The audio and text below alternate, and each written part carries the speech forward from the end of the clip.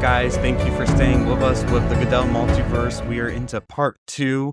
If you're listening to us on the audio version, you just got part 1 segued right into part 2. But if this is your first time checking us out on YouTube and you're watching this as just a segment, we do have part 1 on our YouTube page, so please go and check it out because we're just going to get the ball right back rolling down this hill that we got for Avengers 1.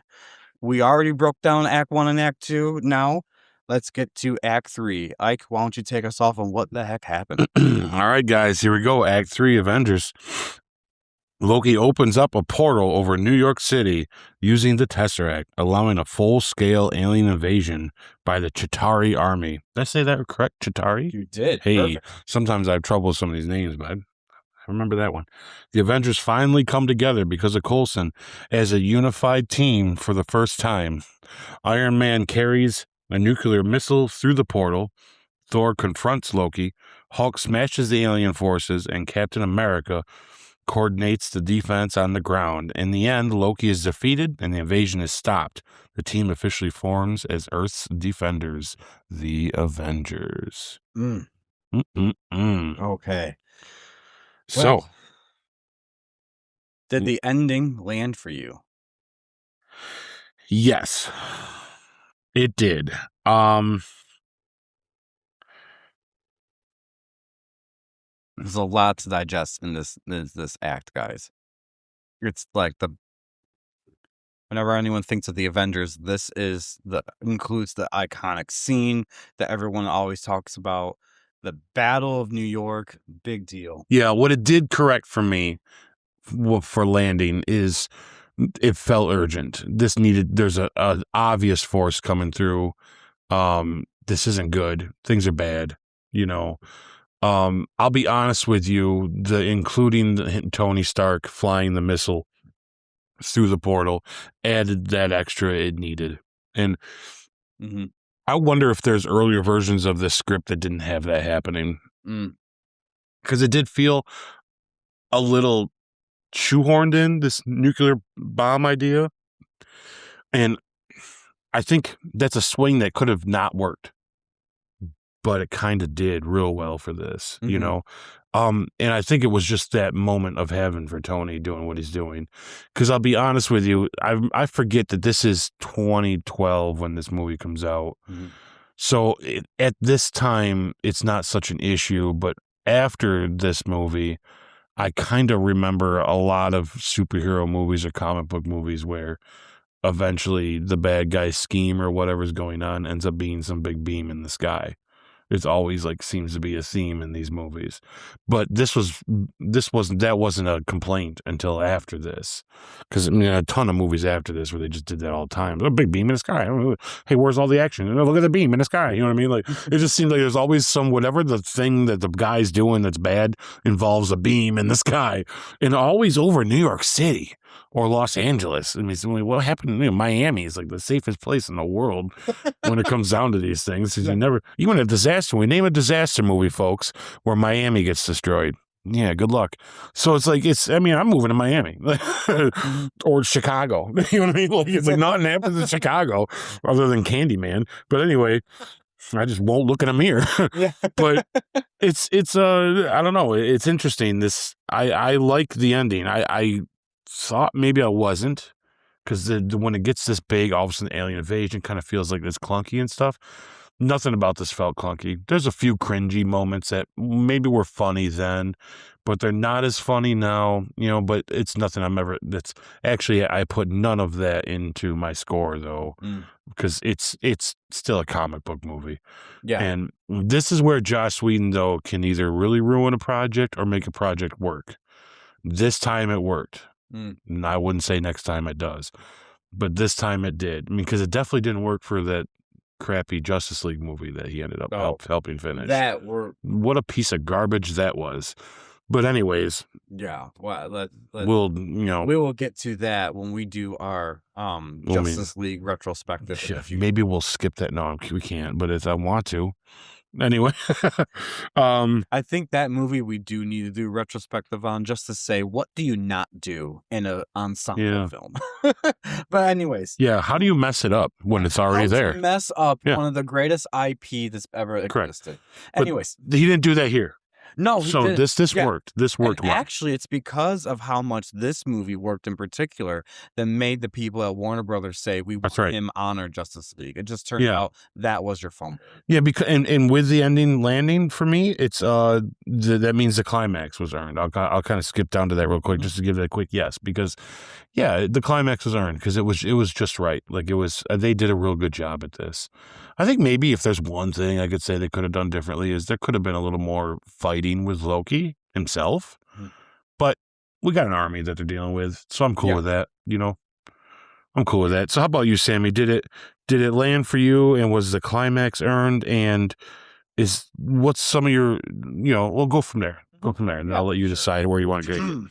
All right. So, well, for me, it did land. The ending did land well because the whole goal of this is to get the Avengers to assemble and defend Earth against a huge force, a type of force that not one hero in particular could accomplish. So I know a lot of people might say, "Oh, alien invasion, it sounds like a character trope for a superhero movie." But in all honesty, for the Avengers, when you take a look at every single one of their solo projects and the villains that they have encountered in each one of their solo projects, they all can beat them.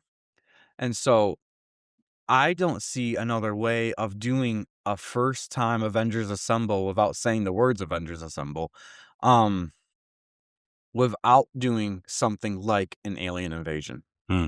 in my opinion. Because I think Yeah. you have six amazing heroes, and this act really showed and portrayed all of their strengths, from Captain America being a leader on the ground telling the police where to go and what to do, to Black Widow and Hawkeye reminiscing about Budapest. We still haven't seen that, by the way, which is a tragedy. um Yeah. and doing what they do best there, and then of course Hulk doing what he does best. Smash. All he has to do is smash. Beautifully it's beautifully simple. And then of course Thor confronting Loki and having that be their main go at it, which makes logical sense because it stemmed from the first Thor movie. And then Iron Man being strategic and trying to take them down as they're flying in, and then also realizing there's something else going on, which I actually did like that this part, that the United Nations send a nuke to New York City. Hmm. And I'll tell you why I like it. A lot of superhero movies ignore what would a normal person be doing when you're doing some of these things. Some really creative, good movies, I'd say some of the best superhero movies, in my opinion, they don't ignore the human element of things, of what is a world government thinking, what is the United Nations or another thing thinking like that. That's why X-Men Apocalypse worked really well for me. And you can't say, well, where were they when the Apocalypse was doing his thing? Apocalypse literally sent all their missiles at the time up in the air. So no human couldn't get involved. It was the X-Men that had to get involved. So for this, that's what worked for me a little bit too, is that the United Nations is already in the background of Nick Fury from the very beginning of this movie, telling them about Loki, about how I have it under control. This is my option. This is my decision, all that stuff. And they say, we're overriding you. We're going to send a nuke to one of the biggest cities in the world, arguably, but it's a city that's currently seeing an alien invasion, and there's no guarantee these Avengers are going to be able to stop it. And Nick has faith in them, the in the Avengers, but the United Nations, they don't, because they already are skeptical of these type of heroes anyways. And you see that trickle in throughout the rest of the franchise, actually. That's why the Sokovia Accords are coming up and all that stuff. And even though this isn't the reason why they came up, this is like the beginning tipping point of humans realizing there are superhumans out there. And so what we are going to do as humans is we're going to send a nuke because we don't know what's going to happen, but we're going to at least guarantee one outcome: it doesn't spread throughout the world. So for me, that part kind of worked for me. I love that they did it. I agree that I feel like they shoehorned that in. When you watch the movie, you can tell that, oh, this was kind of like a last minute creative writing decision. But I'm glad they made it Mm. because one, it highlighted a very crucial part for Tony Stark and his character and what he was willing to do, and what you see the ramifications of that trickle into all of his future appearances. Even to the moment when he meets Thanos saying, I have seen this, type thing. Like I know what all this is like. Or at least I know what the end game is gonna be, basically. Um and just yeah, I agree with you. I think it was kind of shoehorned in, but at the same time, I think it was perfect for both Tony Stark and for not forgetting about that human element. You see, I'm mixed on that because it's like I agree with almost everything you said, except the why it felt shoehorned in is some of the reason why I feel like it almost didn't work. But it does at the same time. Like, we needed the Tony Stark moment. Is what Yes. we definitely needed Yeah. to happen. And that was the best way to do it. But I like what you said, that it is nice and refreshing to see what we as people would be doing and deciding in this moment as well. And we don't see that in a lot of stuff. Mhm.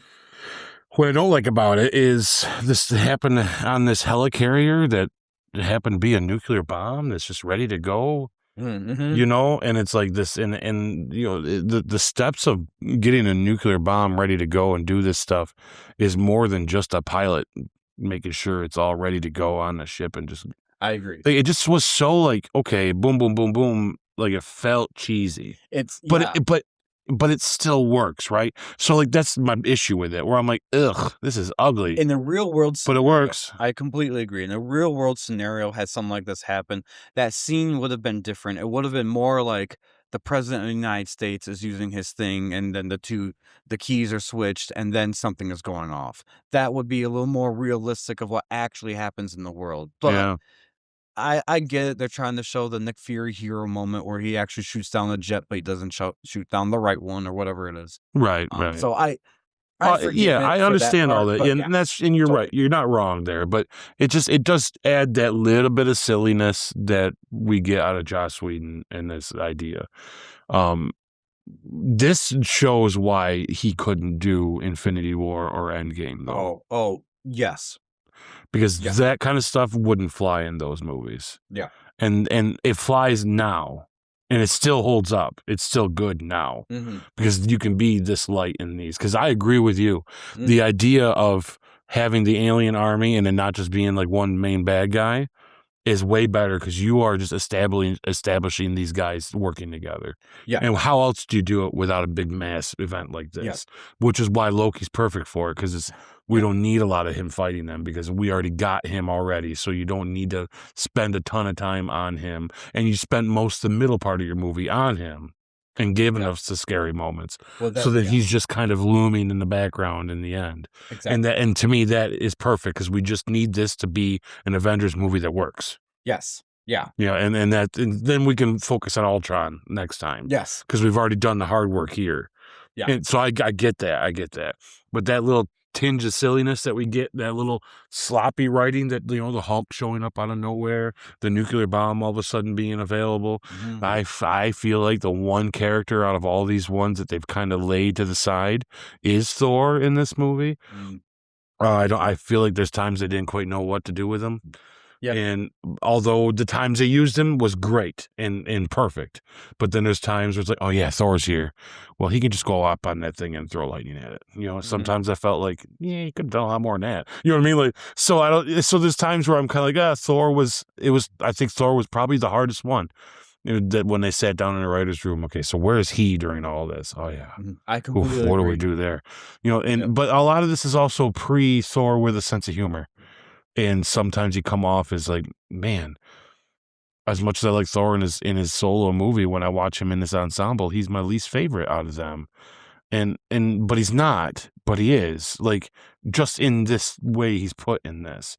And a lot of it is because they didn't have that mix of, look, Thor needs to have a little more of a personality than just this spoiled brat Asgardian kid, and Well, this is also pre-Thor before he's leveled up. no, that you're right, Right. 100%. Yeah. I mean, it is pre that, and now that we know we've gotten the other stuff, it's hard not to see it another way. So, Yeah, I and agree. that's what makes it tough. So, but if I do think that they struggled with him, though. I They completely did agree. good with him, but I do think he was the hardest one for them to put in this. I thought they were able to pull it off real well, though. But it's that silliness, and it's like that kind of stuff is overlookable, though. So Yeah, no, yeah, I completely agree with you, and I think when they're in the writer's room and they're like, "Okay, what's everybody doing? What's all these characters doing?" I do think that their hardest one to give the scenes to is Thor. Like, we're seeing some cool action on our screen right now of some of the things he just did, but that's all you see him do. And yeah. I think that I the only thing that really worked for Thor was that, "Oh, I'm gonna confront Loki, and I'm also gonna throw lightning up there, and, oh, you use me to help restart Tony's heart if it needs to be," because I think that was one of the things he was trying to do type thing. If I Yeah, and the stuff between him and Cap, it if there was anyone that was going to give Cap a hard time about being in charge, I actually thought it would have been Thor more so than Tony. I think Tony was going to kind of give Cap a hard time, but I always felt like Thor would have been like, "No, I'm going to tell you what we're going to do," because he came off like that to me before. in the first Thor, he was like that, but Yeah, and he's hey, not like that at all here. no, He's almost. he learned his humility. Oh, that's right. He's able to wield the hammer because he realized, oh, he's humble now. Bullshit.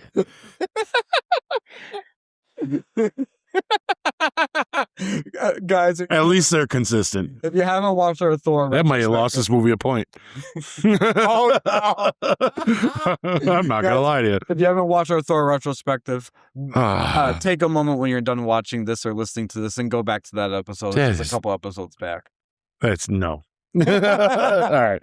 Very good, Sammy. Very touche, but I don't know if I like it. I don't know if I like it. All right, best moment for you in Act 3. Oh, man, I gotta tell you. There's two moments. The obvious answer is the ensemble camera view of them all standing right there. Them all standing in a circle, and there they are. Then there's the other obvious answer when they do later on. They do that shot where they go back and forth to see what they're all doing. My personal favorite best moment is between Loki and Tony Stark when Tony shows up at the tower. I love Good this scene. moment. I love this scene. Do you want a drink? And they're having this conversation because he knows how dangerous Loki is the whole time he's watching him, and he's keeping an eye on him and what he's doing. But it's this undertone conversation they're having, and Tony gets those lines in this movie. The best little speech of, we'll be damn sure that we'll avenge it. You might win today, but you'll be damn sure we'll avenge it. And it's like he just. That's what I mean with Tony. He'll look his executioner eye and say, "I dare you to." You know what I mean? And when he throws him out the window, and it's another awesome suit scene where he gets all suited up. I love the suited up moments with Tony Stark and Iron Man. It's so good. But yeah, no, I love that scene. To me, that's the best moment probably in the entire movie. To be honest with you, but I get it. The other two are iconic. Yeah. They're drilled into us now, and they're great. But boy, I love that scene with him and Loki. That's so good. Yeah. No, that is a really good scene. That's a really good scene. My favorite moment in Act 3 was Tony taking the nuke through the portal. For me, Yeah. for me, the feel I this is coming from, by the way, Tony Stark is probably how do I say this properly? Because I don't want to say it and then have to recant that later. He is Iron Man is not, of all the Avengers, the most interesting one to me. I wouldn't say he's the least interesting, but he's not in my top 2 or 3. Ooh. Interesting. Wow. So for me to have any sort of feelings for him, I have to have there has to be a certain gravitas of the performance and a feeling of urgency of what he's doing actually matters and things like that. And a lot of that, I'll be honest, comes from a little bias. I didn't like him in the comics. Robert Downey Jr. embodying him made me like him more. Yeah. But then that's how I felt about Cap. then It's you the get same Chris thing you're saying. Evans as Captain America. Yeah. and that solidifies how much I liked him from the comics to the movies, and so it's like, "Okay, it's balancing out," but you're making me like Tony a little bit, excuse me, too, in the MCU, but for that's why I'm making this as my favorite moment in Act 3 because it surprised me in a good way, and the feels were all there. I was literally on the edge of my seat, even in the retrospective watching it, and, like, I've already seen this before, but just to be reminded of what he chooses to do with that nuke when he knows it's coming, and also something very Tony is not just to destroy the nuke, it's, "I'm gonna redirect it to our enemy to stop them once and for all, because that's the only way to stop them." So smart, of course, Tony, being one of the smartest mans alive, could come up with. But knowing that he even tries to make that last phone call to Pepper, and it doesn't go through, and it's like, oh, it made me feel for him, thinking he actually this could have gone so wrong for him.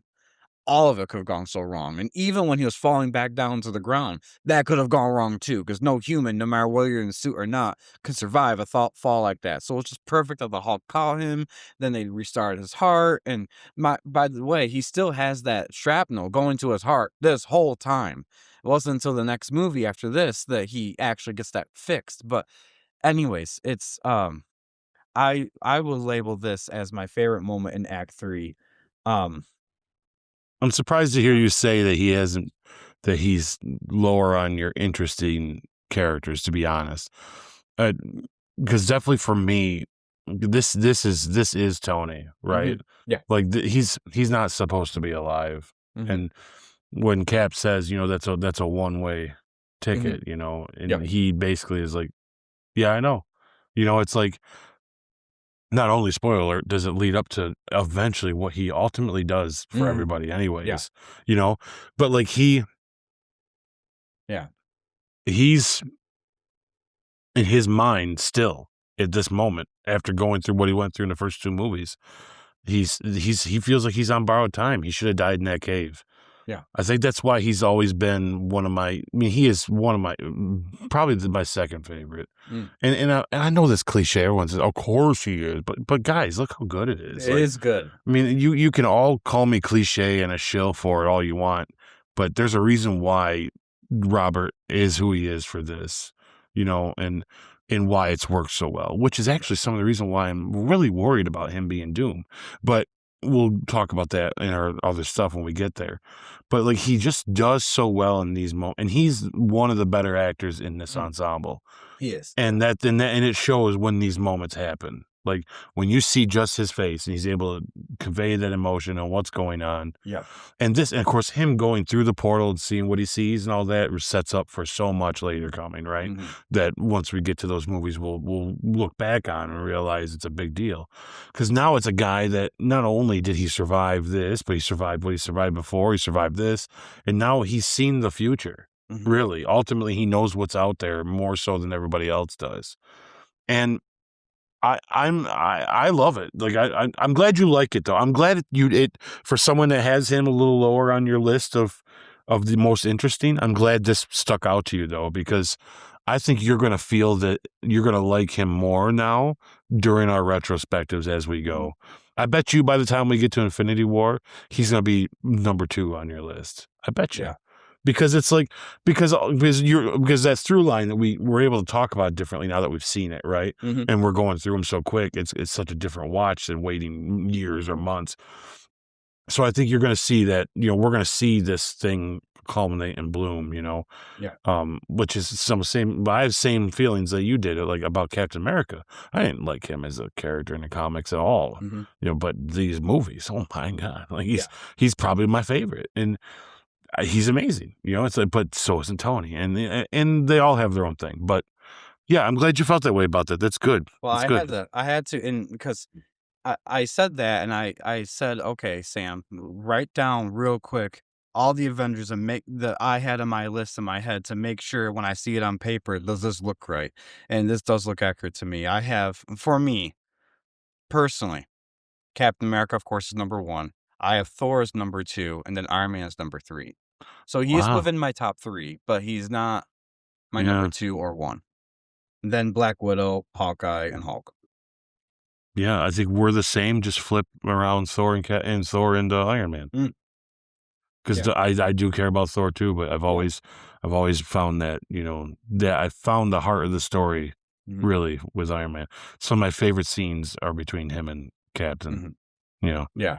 Now, if this is just the MCU, what my list is, if I had to write down from what I know of the comics or the animated stuff, Iron Man's even lower on the list. Well, what are our top 10, like, or our top 6 X-Men? Who's the Oh, most important X-Men to you? God. Yeah. Oh my gosh, that's gonna be so And does hard. Magneto count on that list? In my opinion, he doesn't. Oh, Because damn. he is not an X-Man. But he kinda is sometimes. He plays that side, but he Yeah. still is an adversary. That's I one of know. the things we like about Magneto is that he might be with you and sitting with Charles and all that, but when Yeah. push comes to shove, his thought process, like in Days of Future Past, is not wrong. It's just not the right way to You go gotta about you it. gotta be honest though with me. When in the scene that made you wanna jump up and scream and just clap and just be like, "Hell yeah," was in Apocalypse Oh, when he yes. puts the metal X right down in front. I mean, come Yeah. on. Like, he's an X-Men that day. Oh, yeah, that at that moment, he's like, "We all are X-Men Yeah. against you." Yeah. Oh, I agree. When that happened, Oh, when we get to man. that movie, guys, Magneto's one of my favorite characters in that whole I series. will be geeking out that whole movie when we get there, and we will. Yeah. But we're on the March to Doomsday. This is the first Avengers. Yep. But yeah, that's my biggest moment, my best moment, I should say, for Act 3. What was yours? Did you already say it? Yeah, I already did. It was them in the tower when they were talking. Oh yes, yeah. Yeah, I just love it. Yeah. I just love the banter. I think his little speech he gives to him, like I said before, it to me culminates what we look forward to as the Avengers going forward. Always. Like that, if there was ever a statement that you put, like a mission statement that you put on a building, Tony's little speech to him is like, "You'll be damn sure we'll avenge it." You know what I mean? It's, to me, it's like the mission statement of That's the Avengers perfect, going forward. And because he ultimately, being Nick Fury, never really wanted him in it. But he did want him in it, but he knew he was going to be hard to control. So Nick did his Nick Fury thing and kept him at a distance, but needed him when he did. He still kind of became the face of them anyways by saying, "I am Iron Man." And then, of course, Steve takes that step in. And I love that moment. All right. So did you already talk about what your biggest issue was in the act? Yeah, it was the nuke stuff-ish, it was some of that, yeah. It just felt like it was a little shoehorned. I mean, there's tons of great moments in this, though, that we didn't cover yet. I mean, I love when he says, "Hey, we need you to get a little mad now," and he says, "That's the key, I'm always mad." Yeah, that Interesting, I like that. It's a mhm. great way of him turning into awesome moment. Yeah. He turns and just punches that big old worm thing, whatever the hell you want to call those. Is there a name for those? Do we know? Put in the comments, guys. What's the name of those things called? Yeah, what is the name of those big things are coming down to their shields, that like their skin is impenetrable, and Yeah, it seems like they carry guys with them too, because when it comes down, they're jumping off of them, and yeah, there's a name for them. yeah, I it's like a just don't- transport that's alive, yeah, whatever the hell it is. Like, yeah, they're like big whales coming down. yeah, space whales. That's what we're gonna Space call them. whales. Space whales. They're the space whales. Yeah, yeah. Look at them space whales. I remember that. Ugly, nasty space whale. Oh man, I do want to point out that Cap is just a natural born leader, and like. He tells that cop all that stuff, and that cop's like, "Who's that guy?" And then he beats the crap out of the aliens. The cop turns like, "All right, let's it's like Cap, no, listen to this dude. Like, he knows what he's talking about." You know what didn't work? I have to say, it's silly, and I'm glad it got changed later. Man, Cap looks like he's in pajamas. Yes, It looks better this time. I will admit, when I It's was still a little rewatching it, I'm cheesy. like, it's not as bad as I thought it was, but it does still look. Yeah. It looks like embroidered pajamas. Yeah, I'm glad we got to a rustic looking Captain America later on, because this was like, ugh. Yeah. Whew, that's your outfit. Someone needs to have a conversation with you. Like, we get it, and it's what you look like. But man, Still, yeah. I like his more military looking stuff. Like his more, especially when we get to like Nomad Cap and all that. He looks awesome. Oh, so good. Yeah. Yes. Yeah, he's so great in that. I'm just trying to make sure I cover. There's a couple things I've written down, but I think we just covered all of that. So What is your score then for Act 3? My score for Act 3, I'm gonna give it a solid 8 out of 10. Okay. I gave it a 9.5. Okay. Yeah. I'm with you. Yep. Yeah. It's hard for me to justify why didn't I just go 10 out of 10, but part of me is like the thing I would say that in a retrospect that didn't if I had to say that didn't work for me or my biggest issue was Bruce Banner's entrance. Yeah, because we're Yeah. just out of nowhere, Because right? it literally is. I don't remember him being was he walking with Steve Rogers and Natasha Romanoff and Clint Barton onto one of the jets? No, I don't he remember shows up seeing on a him little there. motorcycle. It's funny moment. Yes, I'll give you that. That was really real funny to see him Oh, for just sure. scoot right in. But part of me is like, How did he know where they were? and Look, he just for me, it's a little out of character personally for me for a guy who tries to avoid conflict, and he says that all the time. goes into And the heart of the city. yeah, in Age of Ultron, he says, "I'm the guy who tends to avoid conflict," and that's also a great moment we're gonna get to in Age of Ultron when we get there. A scene he has about it. But in this movie, he literally drives to the place on a moped. Yeah. Like, but that's the only thing. But That's the silliness of Joss Whedon that we get. that's the silliness. But Yep. at the same time, when he says, "Here's my secret, Cap. I'm always angry," and he transforms into Hulk. That's an awesome moment. One of the worries I had with Hulk being part of this last act would be, okay, how are we going to get the Hulk? Because you're already fighting these alien monsters. And the Hulk is this uncontrollable monster in and of himself. And at the moment, he's going to be fighting with you because he's smashing. He's smashing all the things that are attacking and shooting him. But once those things stop attacking and shooting him, you got to take out the Hulk then because he's going to be Yeah. going after you. So I loved that they decided, you know what? We're just going to make it where he does have control of the Hulk when he wants to. Yeah, I mean, you could say that that's smart to do, but it also kind of makes no sense. They're really willy-nilly with the Hulk in Yeah. general. Yeah, they are. They're all over the place in the MCU with him. Sometimes it works, sometimes it doesn't. Yeah, I overlooked it. You pointed out, actually made me kind of go, oh, all of a sudden he is kind of their buddy. Like, gosh, we just had a whole second act where he wasn't their buddy. Exactly. And it's nice to see him and nice to see him part of the ensemble because I can't picture the Avengers without the Hulk in it. Yeah. But at the same time, for this part, it's just very convenient that he's not the Out bad of guy control. to them still, you know? And Like, why did he save Tony? it just what that only says to me is the thing about the Hulk. There's a lot more complexity to him than we maybe realize, and that's where the writers can have a lot more creative freedom with him because they can either make it where he is a completely separate personality that's under his own control, not Bruce's control, or when he turns into it when he wants to, they have similar agenda and what they want to do, and they're gonna do it.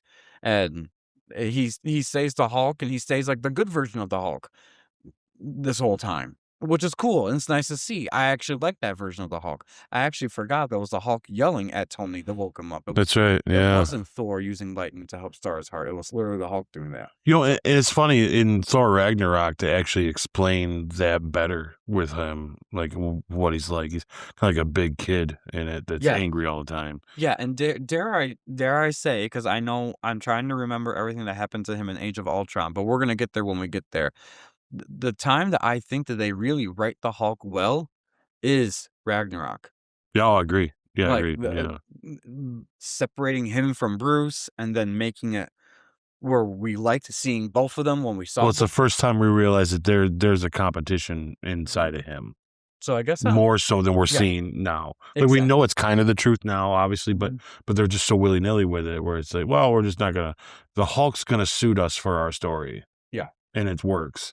Yes. Which is, you know, I mean, it's kind of a MacGuffin, but it's okay. You know, which kind of, you know, reminds me, not to stay in this act for too long, but it does remind me that I don't know if I'm okay with him smashing Loki around in that kind of being the kaput to that, you know? I think it's funny, but it's that silliness that doesn't work in Age of Ultron. Mm-hmm. You know, when he jumps into that Quinjet in Age of Ultron, and you hear Ultron in the background go, "Oh, are you kidding me?" It felt like a really weird, cheesy cartoon. And I'm like, "What the hell are we watching here?"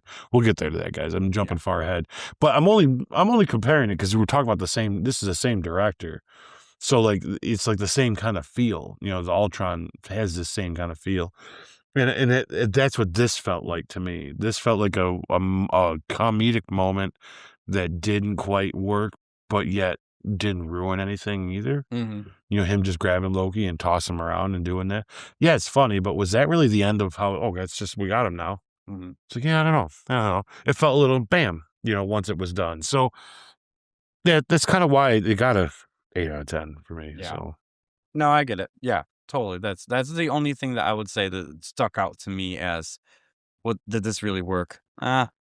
That for the Hulk, it's kind of 50-50 for me. yeah, I didn't like his entrance, but I liked what they do with him after that. yeah, And I think that they're really showing throughout the MCU that you can have a creative liberty with the Hulk.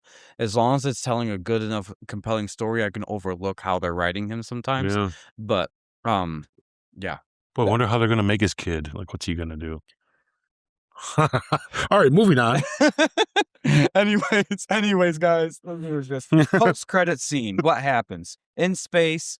The aftermath of Loki's defeat reveals a greater threat. The mysterious figure known as the Mad Titan Thanos smiles, implying Loki's invasion was only the beginning of a larger cosmic war. And then that's the mid-credit scene, guys. The post-credit scene is the Avengers, exhausted after their battle, gathered quietly at a shawarma restaurant in New York City, eating in silence after saving the world. So, what are your thoughts on? Let's get the funny one out of the way. What's your post-credit scene thoughts on the shawarma I thing? love it.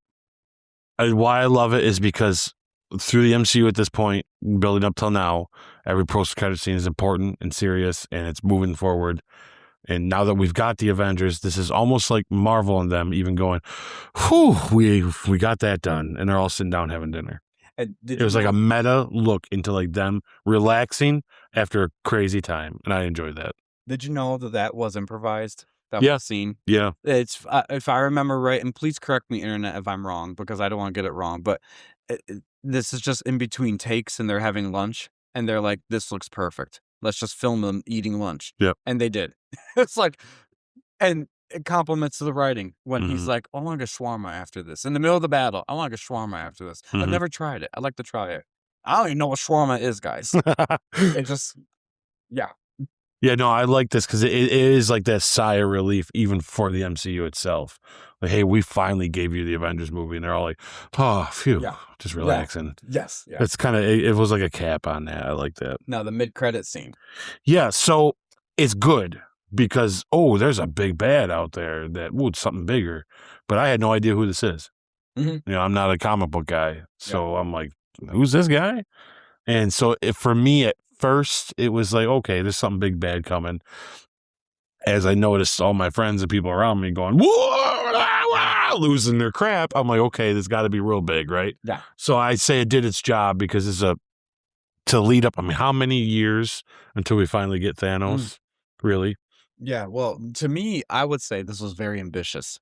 As a comic book fan myself, seeing him, yeah. and usually, typically in the movie, when especially now, this is an established franchise, so we know they're going to continue making movies. Like by this point, they wanted to see if the Avengers worked, and obviously it did, or it's going to get. At this time, also, it's been bought out by Fox, so this movie still has the Paramount label on it, but I'm sorry, not Fox. Correct. I'm sorry, Disney. The studio, Marvel Comics in general, was bought out by Disney, so this still had the Paramount label on it because it's still part of their original deal. Yeah. But I think for the physical distribution, it went to Disney because of this was just in the midst of all that stuff happening. That's just from my understanding. I might be wrong on some of that, but it really was in the middle of all this stuff going on. Anyways, a typical movie, you see a tease for another bad guy at the end, and that usually hints that this is their sequel movie is going to have this bad guy. Yeah. So what's ambitious, in my opinion, is that they tease this bad guy. There's a really big bad guy in Marvel Comics, and they decided not to jump to him for Avengers 2. Mm-hmm. they did a very bold move, and I think that they felt like they had the establishment and the security in the MCU to do this, because I don't think you could do this with almost any other franchise, is that make him a villain you're building up to over a decade of movies. Yep. It's very ambitious, and it's very smart on them to say, "We're not gonna do Avengers 2 with the Mad Titan Thanos, we're gonna do Ultron and someone else, a different villain." And still at that post-credits scene, hint that Thanos is still out there, I love that type of build-up, 'cause it really, when you get to Infinity War and Endgame, you felt like this is the end, because you were building up to this moment for so long, and it was a payoff for doing it. Yeah, it definitely is. Like, they made a decision. There's the scene right now. Oh yeah, it's funny how it always happens, right? Revealing him. And funny, this is like a completely. I mean, I know Thanos is CGI, but this is even when they had the color tone wrong, in comparison to what we eventually got. This one is like a deeper purple Thanos, and we got one a little bit more lighter later on. But still, it was just a cool scene for us comic book nerds to be like, "Oh my gosh, we know who that is." Yeah, and like them putting it in there, was them deciding, look, we're in this for the long game now. Yeah. And it's in everybody got on board, real quick. Especially once Age of Ultron comes and we still don't have him, we're like, okay, there's bigger thing coming. It's like we're hooked even more. That's what this new phases of MCU is lacking, in my opinion. Yeah. There's no through line with them right now, and that felt like there's a through line. Yeah. So it felt like they had a greater plan, even though they didn't even know themselves how they were going to do it. It gave the illusion and the impression to all of us as fans of they have this under control. They know what they're going to do. Well, and as a writer myself, I like to write on the side. And one thing that I found that's easier for me is when I write stories, I usually write the ending first. Because or at least maybe not write the ending first, but I know how my story is going to end before I write the meat of it, because I want all this to get to there. And when they did that, they've put it on all the writers and all the filmmakers in between, realizing we're getting to this. So then when you did get the Russos and they say, look, we're going to give you the task of making all that be worth it. And we've kind of sprinkled in Infinity Stones and sprinkled in that Thanos is coming. Here you are. What can you do? They, in 4 movies, gave us an idea that was amazing.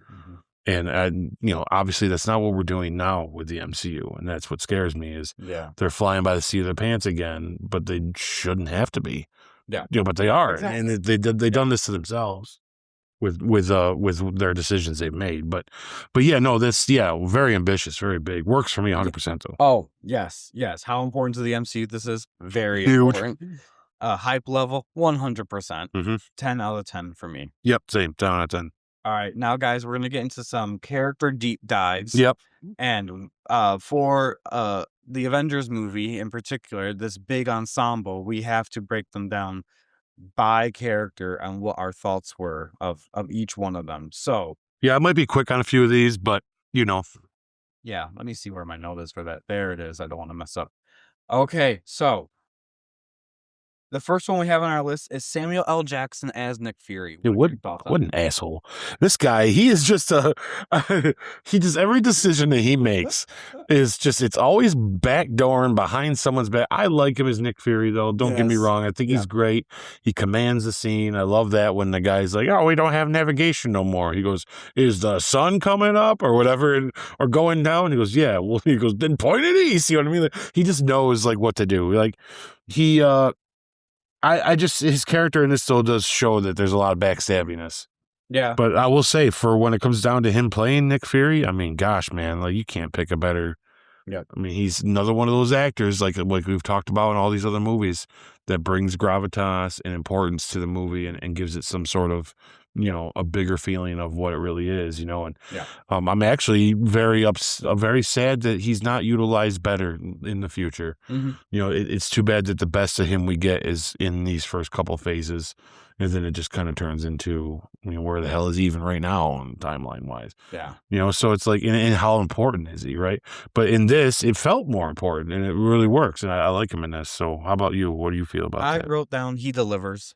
The what I like about him is the way that he can whip together some of these intimidating people himself without superpowers, but yet he comes off as the guy in charge type thing. Yeah. I think Samuel L. Jackson is a great actor for this character, and I think he plays him really, really well. And he himself can be intimidating, all by himself. And I think that's kind of cool. He really proves he doesn't prove it in this film yet, but when we get to Cap Winter Soldier movie, he really proves he is the ultimate spy. Mhm. And I think that this is like a beginning still a little intro to him. I know we've seen him like post credit scenes, Iron Man 2, things like that, but this is where we get a full on Nick Fury's in the film and you get a taste of what he can do. And I like it. It's Yep. pretty good. Yep.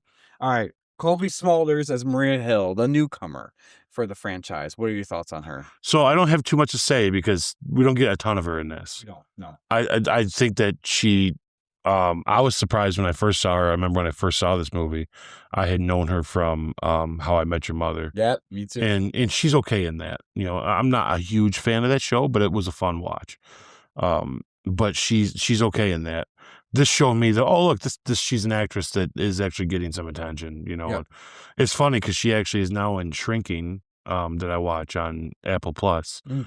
and back with Jason. Like they started on How I Met Your Mother, and then they're in Shrinking together as well. Oh, that's And it's kind of a weird combination and playing very different parts, but like it's just it's good to see her in this. I got excited. She looked pretty badass in her scenes.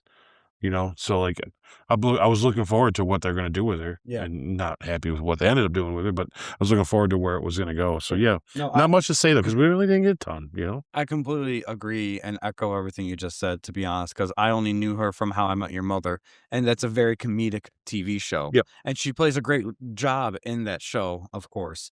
But seeing her in this role, it showed to me that this is a multifaceted actor. Not Mhm. only can she do comedy, but she can also do action, and she does it very well and Yeah. very seriously. And actually, I like, excuse me, I wrote on here that she definitely has elevated well.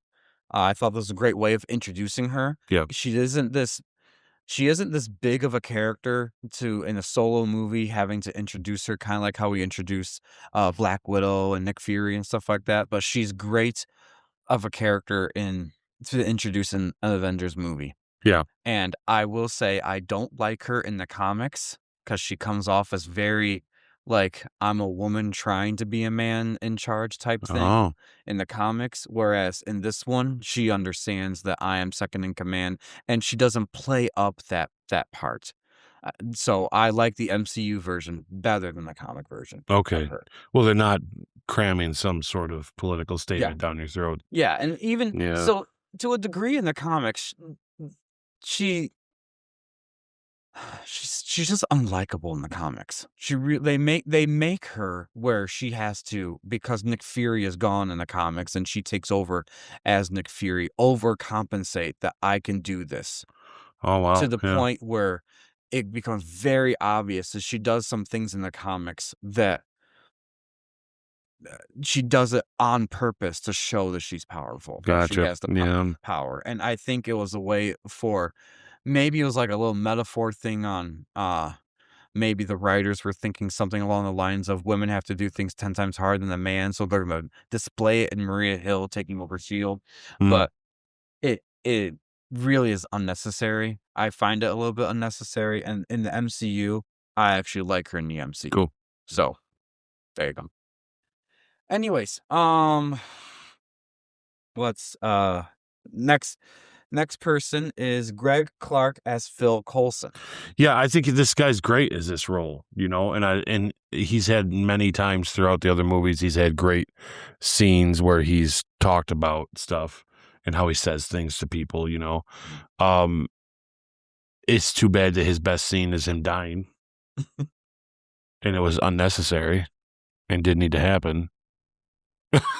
I'm gonna die on that hill, guys.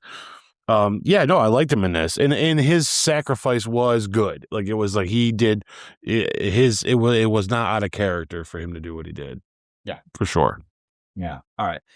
For me, he's just a very likable guy. I Yeah, it's very clear when you watch the movie that even if you're not too much of a Coulson fan, you do like him because Yeah, agreed. he's kind of cool. So, um, maybe for us as an audience, it could be a little more of the catalyst of wanting to see the Avengers more so than the Avengers actually coming together. Be- to a degree. Would you say maybe that? Nope. Or no? Okay. Nice try. Tried, but anyways, He no. tried. Yeah, I would just say he's very likable. Yeah. Great actor, great role for him, and actually, it's if you had to see someone pass away in this movie, it would be him. It added heaviness, but It did, yeah, but still didn't do still it. not to the level Yeah. that would have been Avengers Assemble. Yeah. All right, Robert Downey Jr. as Iron Man. I mean, what's to say? Exactly, right? He's so good, and I like. He's very funny in this one still. I like the humor is still there. Those little, I still will never get over those little moments of him poking at the Hulk, at Bruce Banner. I like their friendship. I like his banter with Cap. I like that he holds a grudge against Captain because his dad always talked about him. Yep. It's almost like, he liked you more than he liked me. Yeah. So, it's like, I like that, and I think and I think that kind of plays throughout. Yeah. And I think that is some of the catalyst to their problem between them two, is because he had more time with his father than he did. Yeah. That Cap had more time with his father than he did. And it bothers the hell out of him, So I think that's Tony, because Tony can be, kind of, what's the word I'm looking for? He can be kind of petty about some things, like he really gets super petty about stuff sometimes. So, and that's one of them for sure. So I like that, and I like that they let Robert cook and just do his thing. I agree. Yeah, I wrote down he's great. Yeah, he's just Like, great. the funniest lines I would say came from him. Oh, for sure. Yeah. Yeah, he really brought that. All right, Chris Evans as my man, Captain America. Yeah, awesome. Like, I like that they were still doing this fish out of water, man out of time thing. Yes. I love when he says that thing, it's it runs on some type of electricity. It's like, I'm just like, this guy, or oh golly, you hear him say oh golly like 3 or 4 times. Like, I love that Cap is just like that guy. Pretty sure there's only one God, ma'am, and he doesn't look like that. Yeah, like he's like that. Yeah, he's awesome. Like he's yeah, Cap is just, you like him because he's so innocent minded too. Yeah. He's just like, what are you like, what's going on? Like, but he's smart still. Yeah. And he knows what to do, and he's willing to put himself there, and he's finding his way in this new world, real quick, like, and it's, man, every time I think Cap and I think about him being that man out of time thing, you go from a guy who fought Nazis to sleeping 70 years frozen in ice to like that scene in Endgame when they're going in space and they decide to focus on his eyes as he's like, whoa. I mean, this guy's now gone into different galaxies, like Captain America, right? Like he's been everywhere. Like he's just, it's to focus on him, seeing the astonishment of it that's kind of, he's our conduit. I really think if there's any of these guys that they want us as an audience to feel like we're seeing this world through anyone's eyes, it's his. Yeah. Even in this movie and in the others. So, yeah, it's so good. I completely agree. Yeah. Yeah. I agree. Everything with your sentiment. I wrote that I think that his transition to a man out of time was demonstrated very well in this film. Yep. He comes across very strong to the point where I can see, like people that would have thought he was a little too whiny a little bit, but he's not. Well, I didn't feel that at all. No, yeah. He's not at all. Whoever says that needs to watch different movies then. Yeah. It's so good. He's just so good. Anyways, Chris Hemsworth as Thor. So yeah, we kind of touched on this earlier. He's great as Thor, but this is that Thor that now that we know what he's going to become later, it's hard not to see how dull he can be sometimes. But at the same time, I like the playfulness this Thor still had that I think they kind of make bigger later, they kind of let come out a little more later. But when he goes to fight the Hulk, he gives that smile. Okay, we're going to romp here. You know what I mean? It's like he likes it, but because he is in Asgard, he likes to fight, it's, but yeah, no, but I also do feel like in this movie specifically, they had a hard time of what to do with him. So they relied heavy on the whole, remember the last time we saw Thor, he thought Loki was dead, and it worked all those times, but it just felt like it relied heavy on that. Yeah. Yeah, I hear you. I wrote down that Thor for me, he worked for this film. This is the beginning of the Thor that I liked. Thor 1 was okay, but Thor, in Avengers 1 and in Thor: The Dark World are 2 of my favorite Thors, and in Age of Ultron, those are my favorite Thors. I like what they've done. See, one thing about Thor, and we've talked about this in the very first episode of our podcast, guys, is that there are so many different views and opinions of him that they've changed him a couple of different times to fit those narratives or what audiences would like of him more, whether it was a Chris Hemsworth request or a fan's request or things like that. And, so you kinda get whatever version of Thor you like, you will get that in the MCU. Yeah, And so for me, I like the North mythology Thor that, his funny lines are kinda accidental just because of his agreed. ignorance, Yep. not because he's pushing a funny envelope. Don't get me wrong, I don't mind Ragnarok, and I don't mind Love and Thunder and all that stuff. It's just that when it came to, like, the Dark World and things like that, those are the ones that I, gravitate towards the most.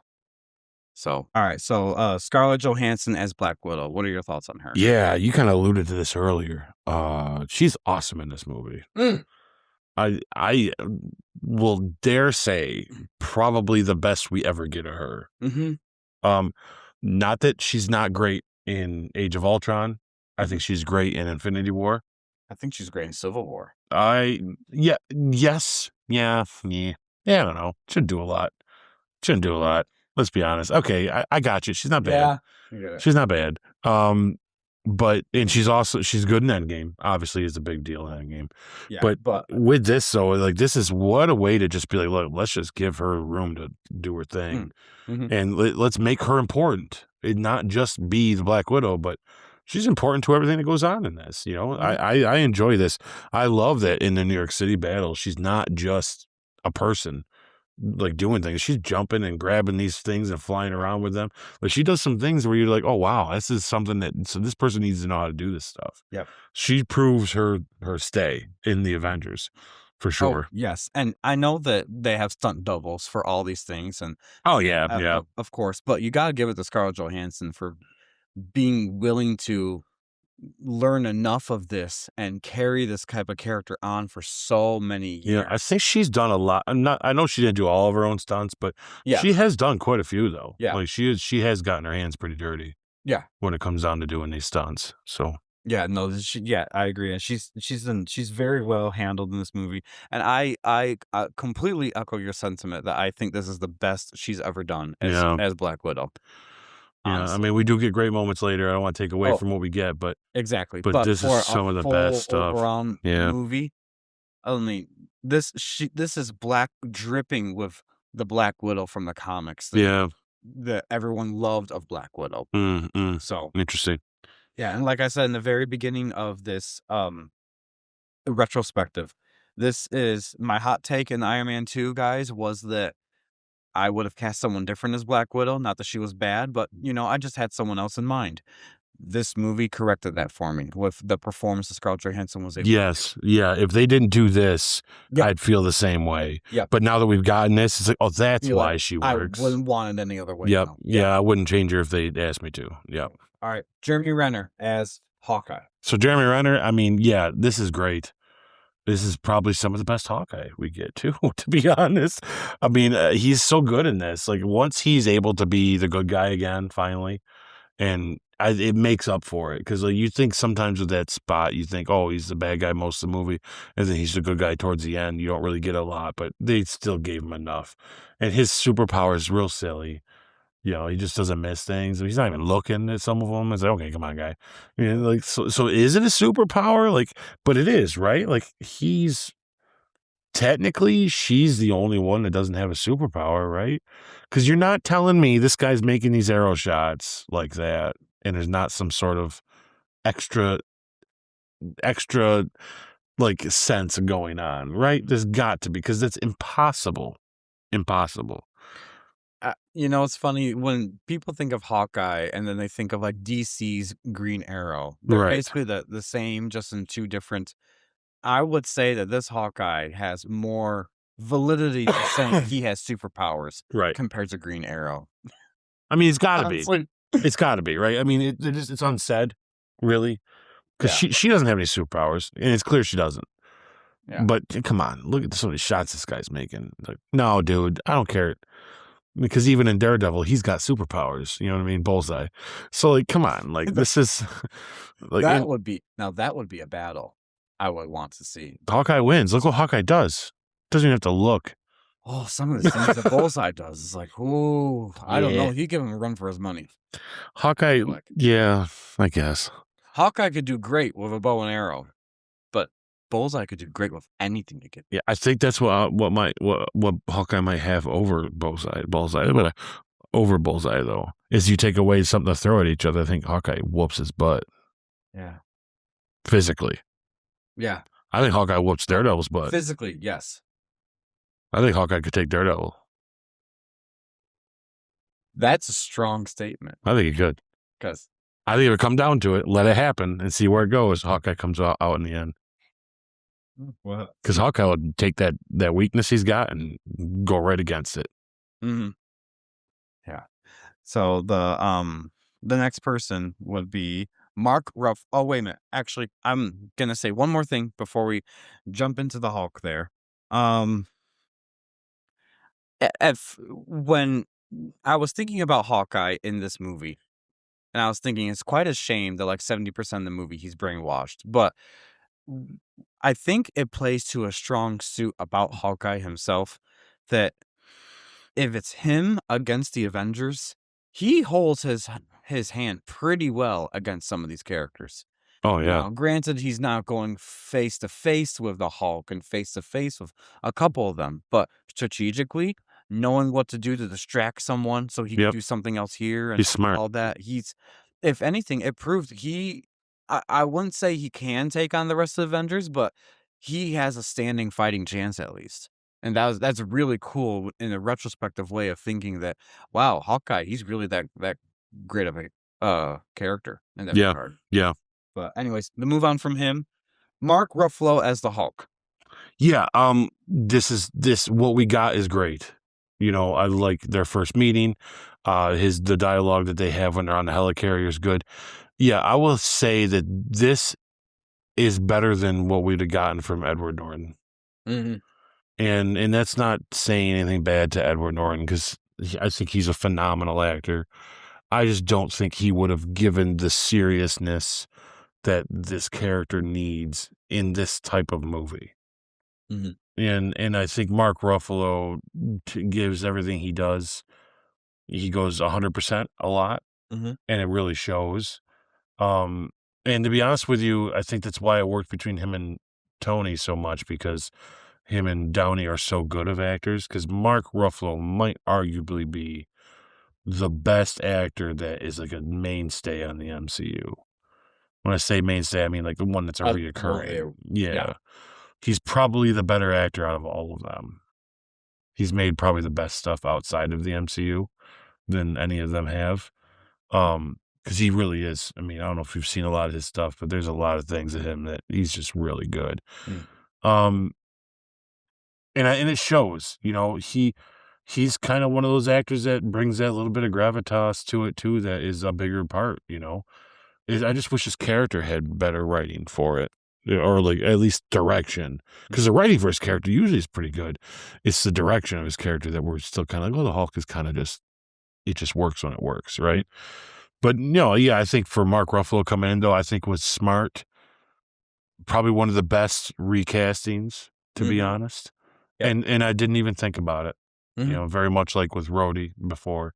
Yeah, didn't even have to think about it. It just works. I completely agree. Yeah, I echo everything you just said, really. I put on here that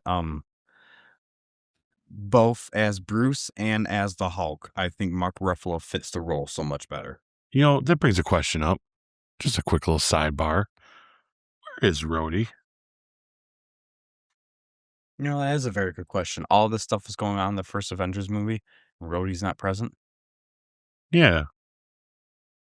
Like, where is the War Machine? Huh.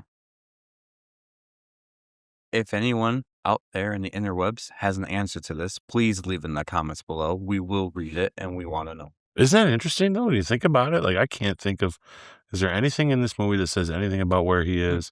And what's the last of him we know of would be in Iron Man 2. Yep. I mean, he shows up in Avengers Age of Ultron, so it's not like he's MIA there. Right. And I mean, and arguably he might not have a suit because at the end of Iron Man 2, Tony could have taken it back. But he could have suited up with them, right? Yeah, I mean, he at least could have been. I mean, they had Pepper in this movie. He could have been at least one of those characters to have shown up and maybe been with her or some sort of explanation. Well, His name's not even mentioned. Could have some good banter between him and Sam Jackson. Could have been fun. Yep. He could at least been on the helicarrier. That is a very good question. Yeah, what happened there? Yeah. I'm glad you brought that up because I didn't even think about that. Huh. Maybe it's just they just like as one too many characters, I guess. You know what? Where's Betty Ross? No, just kidding. She should have been right there. Gosh darn it. She should have been the one that showed up and got Bruce. Amen. Okay. Tom Hiddleston as Loki. Phenomenal, man. What a great performance. Like I alluded to earlier, this cements him as one of the best villains that the MCU has, and why you kind of can't get rid of him. Yeah. Like we can eventually, and we will, to a degree, but he's got this villainy in him in this movie of like a traditional comic book villain, but yet you take him seriously. Yeah. Like it's just such a great performance of how he's able to balance both of it. He's not too over the top, mustache twirly, but at the same time, he pretty much is just like, I want to be the god to this whole world. Yeah. So this is why I'm doing it. It's so cool. That scene between him and Black Widow, when he goes into his whole thing there. Wow. Wow. Performance. Yeah, I can't get over it. All right, now we're going to get to, this is going to be one of the harder parts of our character deep dives that we do for every film. The best performance of the film. This can be very hard. Who would you say, in your personal opinion? I'm going to go with Tom Hiddleston. I'm going to give it to him. I think I don't know how much I can hit home on just that one scene. It's just when you watch it, it's riveting. And you're like, whoa, this could be any kind of movie. This could be anything he's doing. And it doesn't matter. It's just what he says, how he says it, the way he looks, his demeanor, all of that. And I think he consistently brings that from beginning to end of this movie. Yeah. Believe it or not, I'm going to have to give it to him. So I had a hard time figuring this out too, because I did like Tom Hiddleston's performance, but also I was looking at Mark Ruffalo and Scarlett Johansson because they're so good, and honestly, I don't know if Scarlett Johansson personally has another better performance in the MCU outside of this, so I'm gonna give it to her for this. Because I know Mark Ruffalo has more chances. She's my second, by the way. Yeah. It was it's so hard for me to think about who. Because by the way, guys, if any of you actors are watching, you all did so good. Yeah. So like, Scarlett Johansson, I'm gonna say is my best performance. Yeah, good choice. All right, most surprising performance. That's gonna go to Mark Ruffalo. Yeah, I'm very surprised at how well it worked. The chemistry he has with anybody he reacted with, specifically him and Robert, really pulled that off. And it's funny, smart, still serious, and Mark did very good in those moments where you can see the edge like coming, especially in the helicarrier. He grabs the scepter and he's saying things, and then later when he's starting to turn, I think he did a great job. And I think the mocap work he did with Hulk is fantastic. Oh, very good. Yeah. The Hulk is definitely a huge step up in this film. 100%. The Incredible Hulk. Yes, totally. My most surprising performance, I'm probably going to have to give it to Mark Ruffalo as the Hulk as well. Yeah. Because and he's a newcomer and surprises. Yes. So. Yeah. I agree. Yeah. All right. Weakest performance. Thor. Yeah, Chris Hemsworth. But it's once again, it's knowing what's coming made this more apparently dull. I'm like, oof. And like everything that he did get that was good was kind of a repetitive nature of Loki, and it's okay, I get it. It did real well, but it was like they definitely struggled with what they wanted to do with him in this. And where he had highlights and he was fantastic, I like I said, when I say weakest performance, you're still talking about excellent performance. Mm-hmm. It's just out of this group, this was the weakest one. But once again, most of the time you'll hear me say this a lot, especially when it comes down to the MCU. It's more the writing for him than it was him himself, you know? Although I will say, if he could have been a little sillier, like we got later on in the MCU, it may have not felt that way this time. But it did point out, I did realize there was an overhaul of him, which makes me interested when we get into Thor 2, if I'm going to feel that exact same way. But see, jumping back into that world, I might not, because where he acted in that world really works. But like in this world, he needed to be a little more, adjustable, and it didn't seem that way. But I've got a theory of Thor. Like, I think Thor changes the more he hangs out with different groups of people. That's true. Yeah, I He can see becomes more like the people he's around because he's just hanging out. So, like, part of me is jumping the gun on that when I say he's the weakest, but maybe it is a character-driven thing too. But just for me, when I'm watching it, it's like his stuff is the most uninteresting in the long run, I guess. Yeah. Weakest performance I put as Dr. Eric Selvig. Oh, okay. So, like, I guess if I had to say the weakest performance of the Avengers, I probably would say Thor, too, just Okay. because it was. I think they had a hard time in this movie of how do we introduce Thor? How do we make him part of the team? He seemed more like a fish out of water in the movie, but I think that's just because I don't know if the writers knew how to put him into it. Whereas, Eric Selvig, like I said, I liked Thor. So, and I actually kind of like this type of Norse mythology one. So I'm giving him those brownie points there because I don't mind seeing that continue on as long as they maybe add a touch more of the funny. I'll give you guys that. But for me, um, I don't mind this version of Thor too much. But I can see why Chris Hemsworth himself personally was like, yeah, I'm a naturally funny guy. Let me play up to that. And it did work out well for him, to be honest, when they made the change. But I also wasn't one of those people that was saying, oh, we need to change him because he's too dull for me.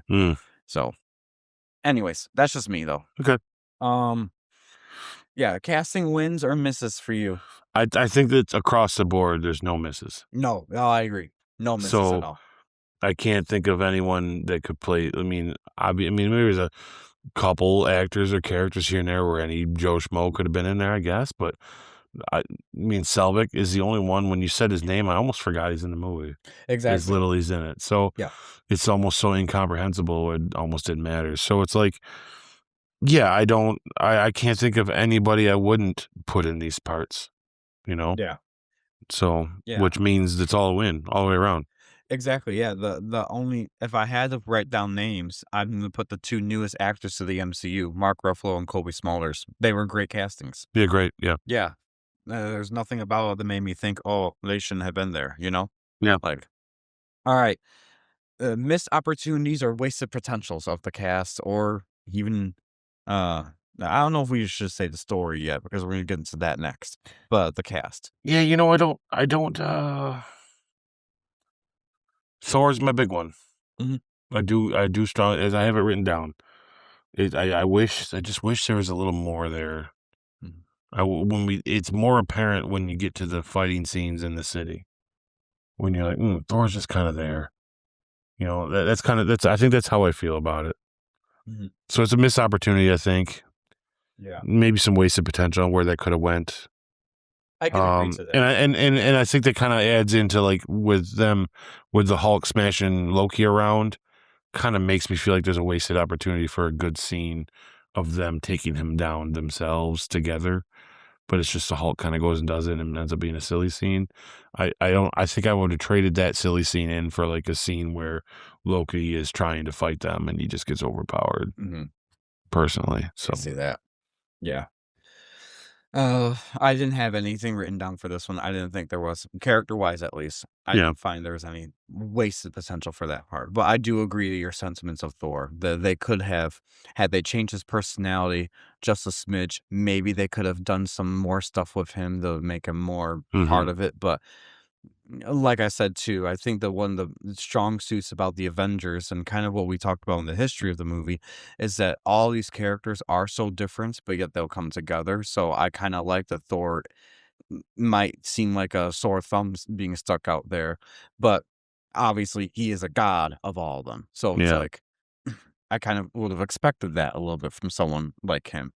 And he is very new. This is the second time to Earth, so I'm gonna give him the benefit of the doubt. I love your theory, honestly. I love your theory that the more he spends time with these characters, the more he draws off of their Yeah, he starts personality. acting like them. And Yeah. yeah, and he's not doing it in a fake way. He's doing it as in a relatable way. Yeah. And Well, it all kind of stems for his problem, which is fitting in yeah, general. yeah, Like actually. he always has that problem, and even back at home, you know what I mean. Like when they make him a little sillier in Ragnarok and on, Thor's kind of like, where do I belong? Yeah. So he's kind of trying to be like everybody, and yeah, I get that. Yeah, so I kind of like that. Anyways, all right, now guys, we're gonna get into some scene deep dives. This is where we're gonna touch upon any scene in the movie that we want to expand more on if we have any, and then talk about what our favorite ones are and things like that. So, we have a list here. Um, choose a couple of these scenes. If we've already talked about them, obviously we won't talk about them again, but I just wrote down some that come to my brain and we can expand upon some of this. Um so I'll just start off with one that comes to my head, at least, is Loki taking out that eye. yeah. Let's talk about that. That's one we haven't really talked about a Yes, lot. yeah, we really haven't talked about that scene too much in general, but it's very it's simple, but well done simple. Yeah, And talk about an entrance. Loki walking in there, grabbing the guy that they need, throwing him on that table, and just mercilessly, if I could say that word, viciously taking that eye. And it's like, dude, yeah. What a jerk, man. you could have Like, just taken a picture. yeah, yeah. Like, you Like, have to bro. get the whole eyeball. Oh yeah. We talk about the technology they were able to show that. That's kind of cool. But still, Mhm. that poor man. Mm. That would have been how Fury lost his eye. No, just kidding. No, it's a cat, space cat. Mm, mhm, mm. I oh, Space cat. the flirt.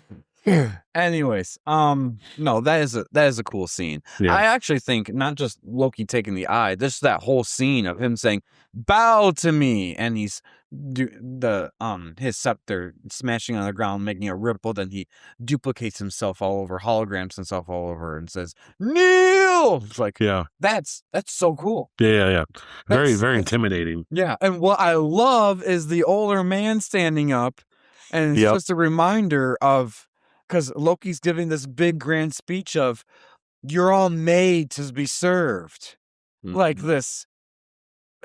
He's such an arrogant SOB, and this older gentleman just stands up, and it's like, yeah, and then it just is reminiscent to me of the Captain America movie they Yep. watch, where 100%. Captain America's fighting up against someone who's kind of in that same mindset of "I'm going to rule the world" type Right, thing, and be right. like, "No, we stood up to you, and we're going to stand up to this bully too." Right. So, anyways, this is a good scene. Yeah. No, I agree. That is Tony's entrance. I love when he hijacks the stereo of Mhm. the jet. Mhm. It's like, "Miss me, Natasha?"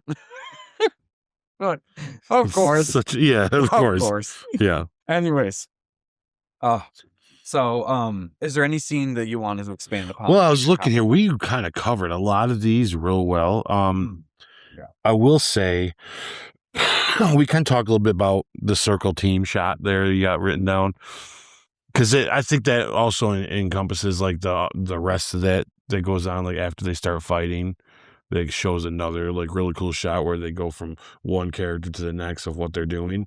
I think it's real smart, and I think this looks real good. This is a great moment in the movie when they all have this second, and do you think I think the only thing I want to touch on is, do you think they wasted that opportunity to say Avengers Assemble right there, and they should have, and not wait until we get to Endgame? Or do you think it's brilliant that they waited until they got to their climax of the entire saga?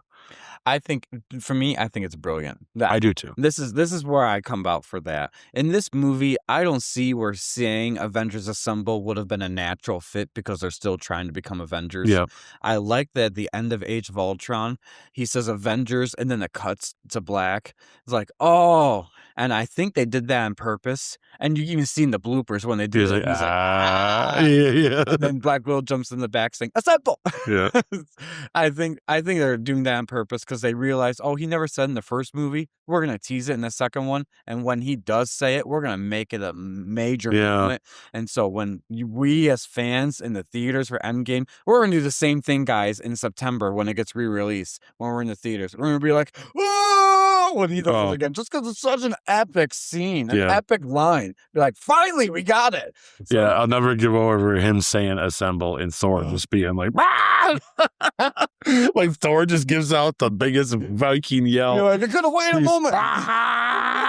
He just goes insane. Like Thor's like, "I'm ready, buddy." Oh, good. I'm waiting for this. Yeah. Yeah. In second part to that question, how long do you think it took them to tell Joss Whedon, no, you can't do that? Because I have a feeling that there were some talks about, come on, guys. Oh, saying that? Yeah. Because this is their first movie. They're all right there. If you really thought about it, I will even admit, as a writer, I may have even been like, this is when we're going to say this, right? This is when we say it. And it would, and honestly, if you think about it, it'd be great in that moment. But I would put money on, he's like, please. And they're like, no. Who made that creative decision, you think, finalized? Because I don't think that would have been a popular decision at the time to make him not say it. Probably not. You know, if it's not Joss Whedon saying no to it, I think the buck usually stops with Kevin Feige on a lot, especially these earlier projects. So do you think Kevin had the foresight then to be like, let's save this? Because, I mean, to be honest with you, what if the movie bombed and they never had a chance to say it? I mean, well, my personal feeling is I don't think it even came up. I think, if anything, the writers were talking amongst themselves when they're writing this stuff, and they're like, this is just not a necessity. Really? Wow. I mean, if I look up an interview, and please, internet, correct me if I'm wrong, but if you send me a link, send me stuff that says Joss Whedon was thinking it, or so and so was debating on putting it in, or all that stuff, because I haven't heard anything. So maybe it did become a thing until it wasn't said. Exactly. And then they realized they're talking about this, which means we gotta tease this. Yes, that I feel like it's more of the fans were saying that he's never said it. And then they're like, that's important to them. Yeah, we should put this in. And obviously, I see Joss Whedon as the type of person that would put that in, but I don't think it dawned on them because of how serious they're trying to take this movie to be, to throw in the tagline. They're already being a little corny to a degree on a couple things. Hulk smash. Yes, I was just about to say that. Or even Steve looking at him and say, Hulk smash. Be like, that is corny, guys, but it works almost doesn't work. Almost, but yeah. So it worked because Hulk gave a grin. Right. Anyways, and it just looks so good. But yeah. Interesting. Yeah. I will not be surprised if they said, you know, we didn't think about that to the second movie. Then we're like, well, we'll just wait. You'll have to wait for like the 10-hour special behind the scenes documentary of the entire saga. You know, when they, I love that. Someday when this all filters out and fades into like, you know, they're okay kind of movies, they'll do like this HBO 10-hour special of behind the scenes of everything we've never known, you know, all the deep secrets, like 50 years from now. And any other scene that, well, I really do feel like as I'm reading through this, we talked about every one of these scenes already. Yeah, I thought that would be a fun one to at least ask about. But yeah, I think I'm pretty well set on.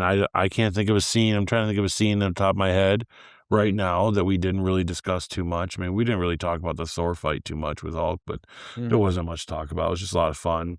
Yeah. A good choice to do it. I'm glad they did that. I will have to say she's lucky as hell he never caught her because, oh my God, he was. Yeah. And how he didn't catch her, it might be a little unbelievable, but it works. With her running with a limp. That she had a limp? Like, yeah, that shot of her running though and him behind her. That's so the Hulk good. coming, like it's so good. That is probably one of the best visual scenes. I will say. It's just so good. Yeah, it was done very well. That's for sure. Yeah. It's funny. It almost when I first rewatched it, it almost reminded me of when Pepper was running in the first Iron Man movie Oh, and and Obadiah was coming, 100%. Yeah. but this one works so much better. Yeah, yeah, yeah. Yeah. Anyways, so this is just a question that we threw in there about the greater MCU impact. Did this prove that a cinematic universe can work, and how much does this set up for future installments of the franchise? We've Yeah. talked about the future installments parts because it already throughout this thing, but it does prove Yeah. this. And look at if you if you disagree or you're not sure, look at the critics' ratings and the audience ratings. 90s, Yeah. they're in their 90s. Just like how long Hugh Jackman's going to be playing Wolverine, it's in his 90s. Yeah, yeah, Like, yeah. Or how long Ian McKellen has proved you can do it. Like, yeah. it's all right. He would start Like, taking notes because Ian just set the bar high. oh, yeah, my Which God. this movie does too. I think this movie sets the bar on these movies does. now. Yeah. I think this movie was as much of a success as it was for them, for Marvel. I think they also put them in a corner. Yeah. And the corner put them in is we're not going to be able to get away with anything that we kind of made mistakes on. Yeah. If any, no matter how successful the previous movies were, they know now, we can't go backwards. Like, we need to up everything. Which is, I think, why we got such a different kind of movie in Iron Man 3, which we'll discuss next time. But we'll discuss it because we're going to have to, because I know your issues with a lot of it and some of mine. But there is something that's happening, which I understand why they took the swing, because they knew they couldn't look back. Is we need to go bigger and bigger and bigger, which is why we start getting Guardians of the Galaxy and stuff, because it's they start taking more risks. Yeah, because this movie made that bar higher, because it not only proved it can be done, but now it's like people are almost going to expect this. I mean, they get the idea that we're not going to get another big one like this until Avengers title is on it. But you can't be as dull as, the Incredible Hulk. Yeah. Again, you can't do that. You can't get away with that. And we see in some others, they almost are. And it's like, oof. And they realize, okay, we got to up our game. We got to up our game. We got to up our game.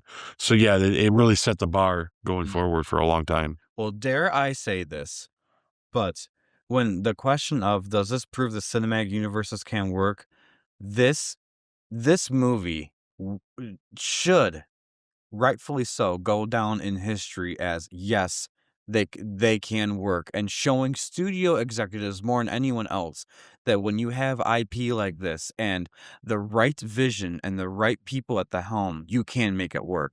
If it wasn't for the success of this movie, I don't think we would have gotten Days of Future Past the way that we did. Because this movie came out 1 year after First Class, which they announced was a soft reboot of the X-Men. And then 3 years later, you get Days of Future Past in 2014, which is 2 years after this one. So, and I'm not saying that wouldn't have happened. Maybe it still would have happened to a degree, but no one would have done the Justice League. That the Justice League was specifically told, we need to catch up with Marvel, so we're going to fast track a Justice League movie, and look how that happened, folks. But the Universal Dark Universe that they tried to start, this gave all these studio executives enough of a green light, a bright light, you could say, to green light cinematic universes. That's how we got the Transformers universes becoming as big as not just a franchise of three movies, but actually turning into now its own universe. It's still going, really. Yeah, exactly. Yeah. I mean, like, you could say that X-Men and Spider-Man started the universe, but to studio executives' minds, they started a trilogy. They didn't start a universe. This movie proved you could do multiple different things, and how they were able to branch off and do other characters and still bring them all back in. Like in X-Men, they were able to have enough of guts to do a New Mutants movie that's not even related to X-Men, but it's within that universe. I don't think they would have been able to do stuff like that without seeing that this movie could show a proof that you could do a universe. Yeah, I think X-Men and Spider-Man shown that there's an audience for it, though. Yes. And I think they just tapped into that audience with this movie. Yep. And then going forward, it made it much easier to greenlight. Yeah. I think we would have still gotten a Days of Future Past. I just don't know if we'd have gotten that version of it. Yeah, I agree. And I think that they were willing to be more bold because this was really bold. So yeah. Yeah, I agree. All right, so direction and production, the director style. What were your thoughts? Yeah, I like Joss Whedon, but this is probably his only movie I like a lot. Mhm. And I mean, that's not saying Age of Ultron's worse. I'm just this one clearly is better in my opinion. But like, we'll get there. I don't want to jump the gun too far. But yeah, Josh, sorry, he. I don't know. It's like for me, it's like how can you do so well in this, and then I watch other movies he's done, and they just fall kind of flat, you know.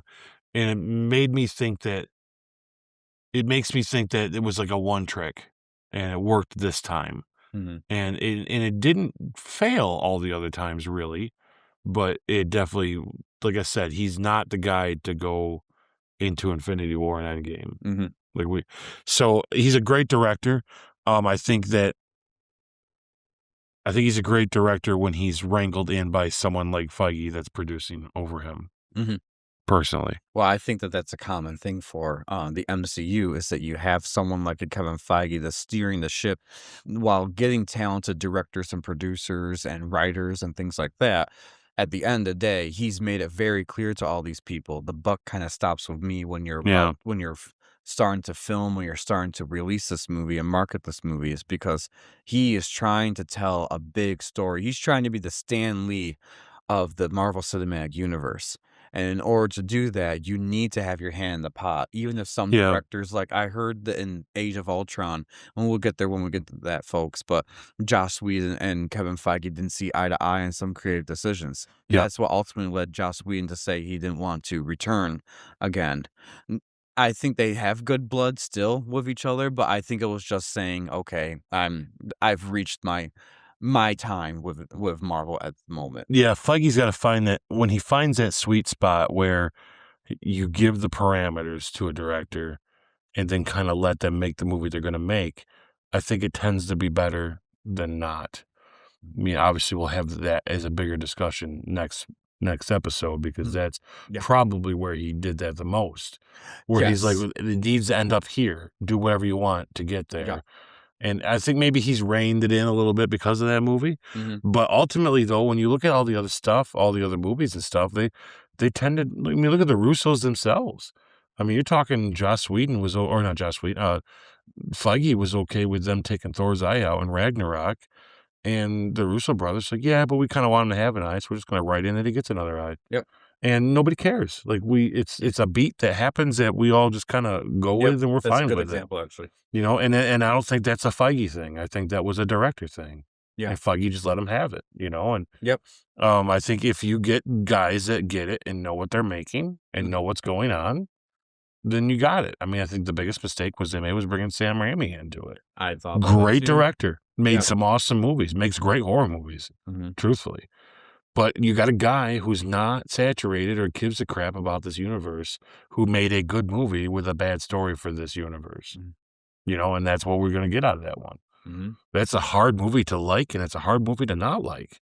It's a strange movie.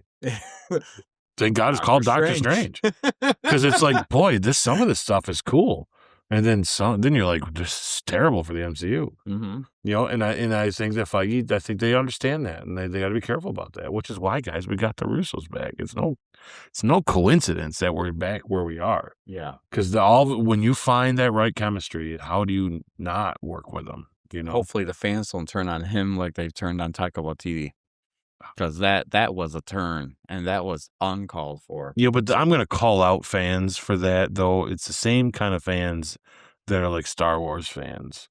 They turn on their own IP, and you guys out there that are turning on Taika Waititi for that. It's nonsense. Mhm. It's nonsense. You know, it's like you asked for what you're getting, you got Exactly. it. You got the same thing in it. Mhm. You know, you can't say Ragnarok is good and Thor: Love and Thunder's not. Sorry. It's the same kind of movie. Maybe you're tired of the jokes. I get it. And Mhm. okay, everything's subjective. Well, you know, we're gonna argue right now, and that's what I'm telling you. It's like you And just there are beats in Love and Thunder that doesn't work, and we'll get to that 100%. when we get to that, There's some beats in but for Ragnarok that don't work either. the overall tone, it is similar to Ragnarok, so Yeah, it's kinda like It's like you give them what they want, they complain. You don't give them what they want, they complain. It's like those are the kind of fans that it's the fans that are doing it to the Hulk right now. So we want Savage Hulk back. Yeah, but I remember a time when is Hulk going to do something else other than just smash things? Mhm. So they gave us Smart Hulk, and then you complained about You it. only got Smart Hulk in 2 projects. Yeah, It's not like and he he's was been successful in one of them, wildly Yes. successful. Yes. I don't care what any of them say. He's amazing in Endgame. Mhm. You needed that Hulk for that movie. Yeah. You Yeah, know? you need that version of him, You and want this you see it in it. Yeah, you want rage-filled Hulk back? Well, give me a good story with that then, that we haven't seen already. Spider-Man. I'm just kidding. That's just it, right? Like we're gonna get rage-filled Hulk, and we're gonna be like, oh, we've seen this in how many movies? Every Hulk iteration is him going nuts and doing things, except for 1 or 2 projects. It's like, come on, guys, give it a shot here. Like, what are we talking about? Yeah. You know, it's like they do the same thing to Star Wars. If I was a director, you couldn't pay me enough to make a Star Wars movie because they'd ruin your. They talk about Ryan Johnson being terrible and like wanting his head up on a cross or whatever. But get out of here, Ryan Johnson. You go watch his other movies; they are fantastic, and he still made one of the top 3 best Star Wars movies out there. Hot take or not, that's the truth about The Last Jedi. But let's move on. All right, so I wrote director style, very good. Yeah. Cinematography, excellent. Yeah, good stuff, especially in the fight scenes, all the action. Yeah. You needed to have someone like I think Joss did a great job at let's go here, and let's do that. I like the scenes and it's great. I agree. For the action, I wrote down that it's especially great for the character team up moments Yep. when they had that. That was a great compliment of how they use their abilities or their powers. That's right. I agree. Yeah. CGI quality, very good. Hulk is the biggest improvement. Yeah, it's so I good would say. looking. It's So fantastic. they figured it out and they nailed it. And yeah. That scene when she's running and he's behind her, you almost can't tell. I'm like, where's this looks real. It's very good. And there's moments where the CGI is okay, obviously it's CGI, especially when you get to the Chitauri and all that at the end. Yeah. But the beam in the sky, But that Hulk stuff, that there's moments where like that's some real good stuff. And like we said before, even if there is bad CGI, we'll forgive it if there's a good story being told around it. And this was great. I tend to forgive CGI a lot because it's make believe. Yeah. I'm more harder on CGI in my horror movies than I am in these kind of movies because I expect it in these. Yeah. In horror, I want practical. Give me practical. That's the stuff that's scary. So, yeah. All right. Music and score impact. Finally, oh my God, we got good music. What happened? Like someone's just like, hey, let's actually write a song. And it's the whole movie, by the way, guys. So it's good. Good, the movie, even if it's not the Avengers theme, it's the other music is noticeably good. Like it's finally. They finally got the right notes. And I'll say even from here on out, it kind of gets better. It does. As we go. Yep. There's still a couple flat ones here and there. A couple don't think about it, but this one, now that they have a theme, it's phenomenal. Yep. It's so good. You know it's good when the theme song strikes a chord inside you. And I can't wait to hear the mix of it with the X-Men theme for Doomsday.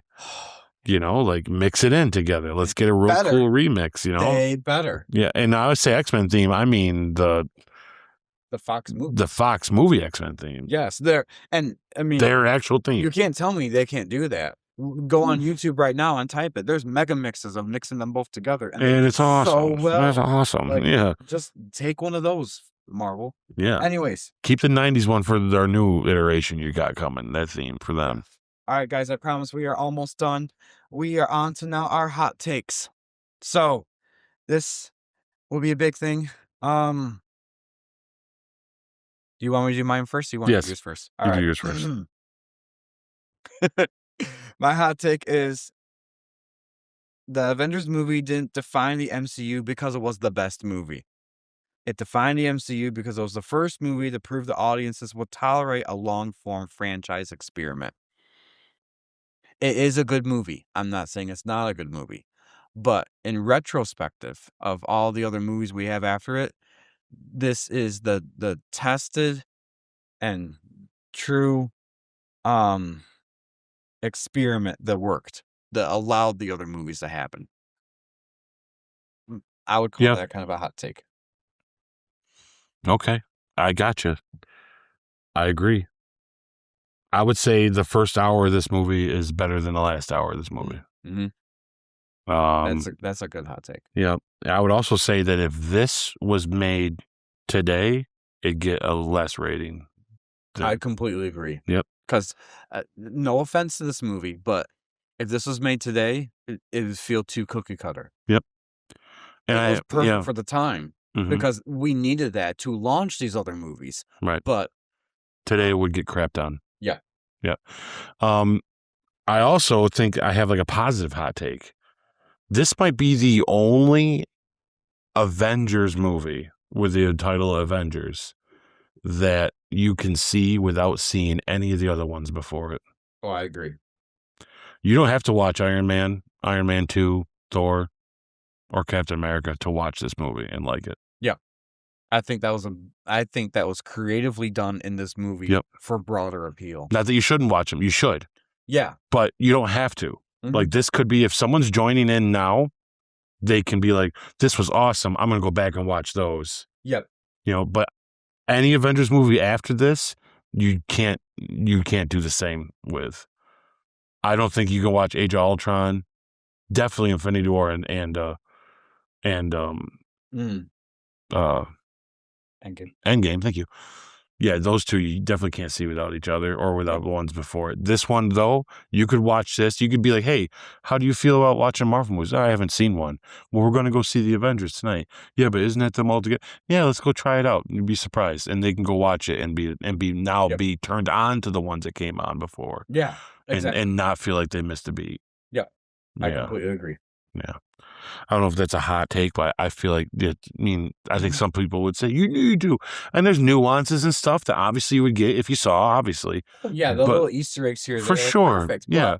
It's and you'll actually enjoy the other ones more after seeing this because you'd be like, oh, cool. That's why the guys like that. Yeah. But you could just sit down and watch this movie and not know anything going in and it'd be fun and be fine. Yeah. And still do its thing. All right. Quick fire questions. Best scene of the movie for you? Tony and Loki in the tower. Mm-hmm. I'm just gonna stick by it, guys. It's either that scene or when he's talking to Black Widow in the Hulkbuster thing or whatever. But like I think that like I said, if there was ever a the Avengers and our mission statement, it's Tony's speech he gave to him there. It's phenomenal. I'm torn for this.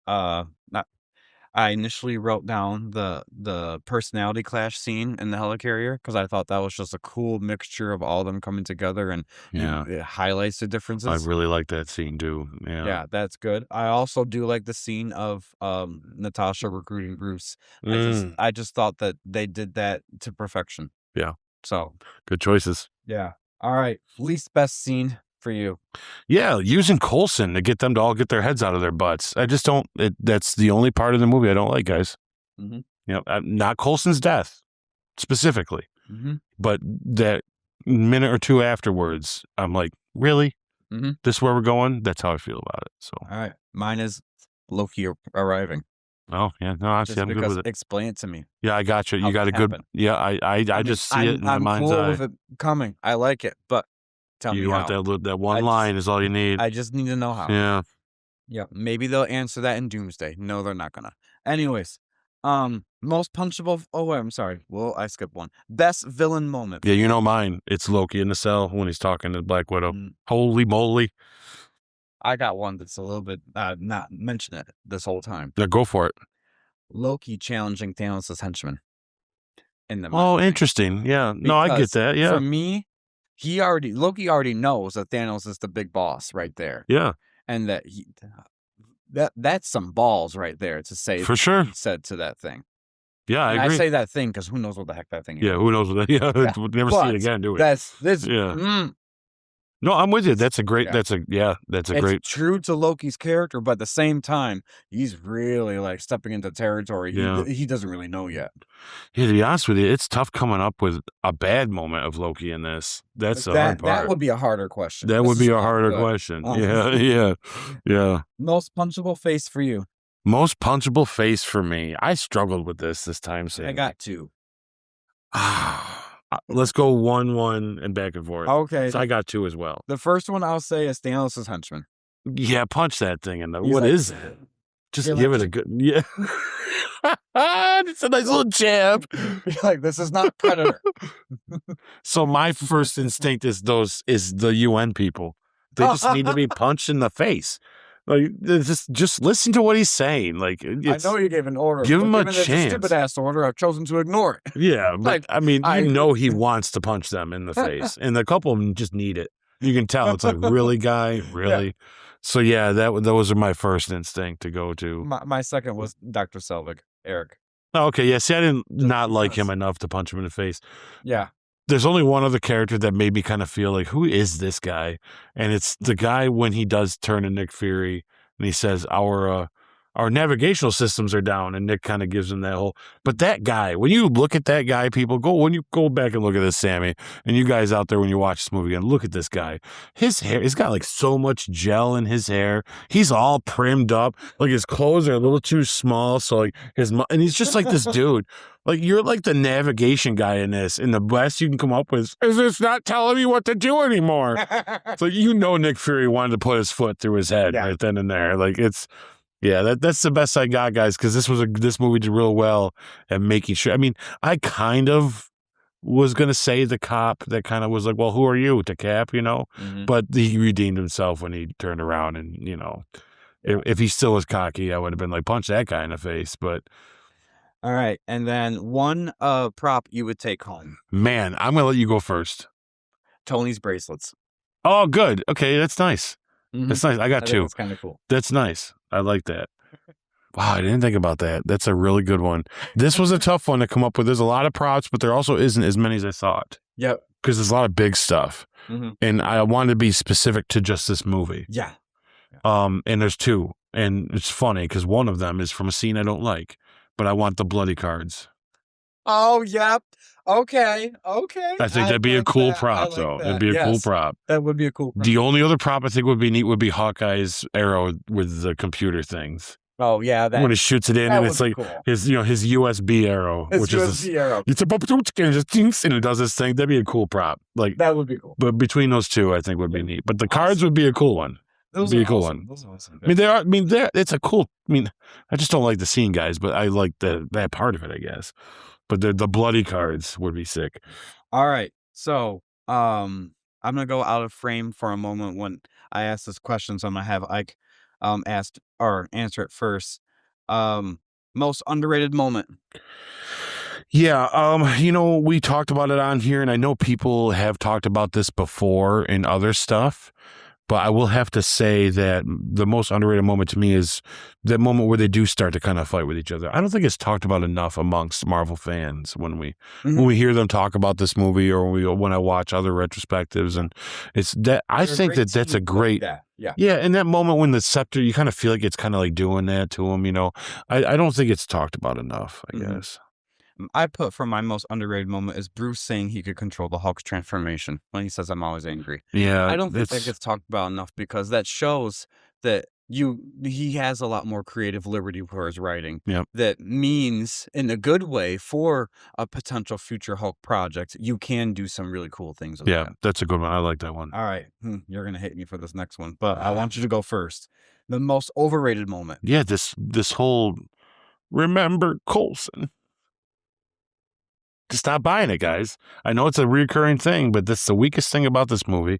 So when we get to these moments, it's like, yeah, that to me is the weakest. Mm-hmm. Most overrated. Yeah. Yeah. My most overrated moment is the Avengers Circle. Oh, get out of here. It's iconic. I'm going to give you that. It's iconic. So Sam had to leave for a while. I don't know who this guy is and sat back down.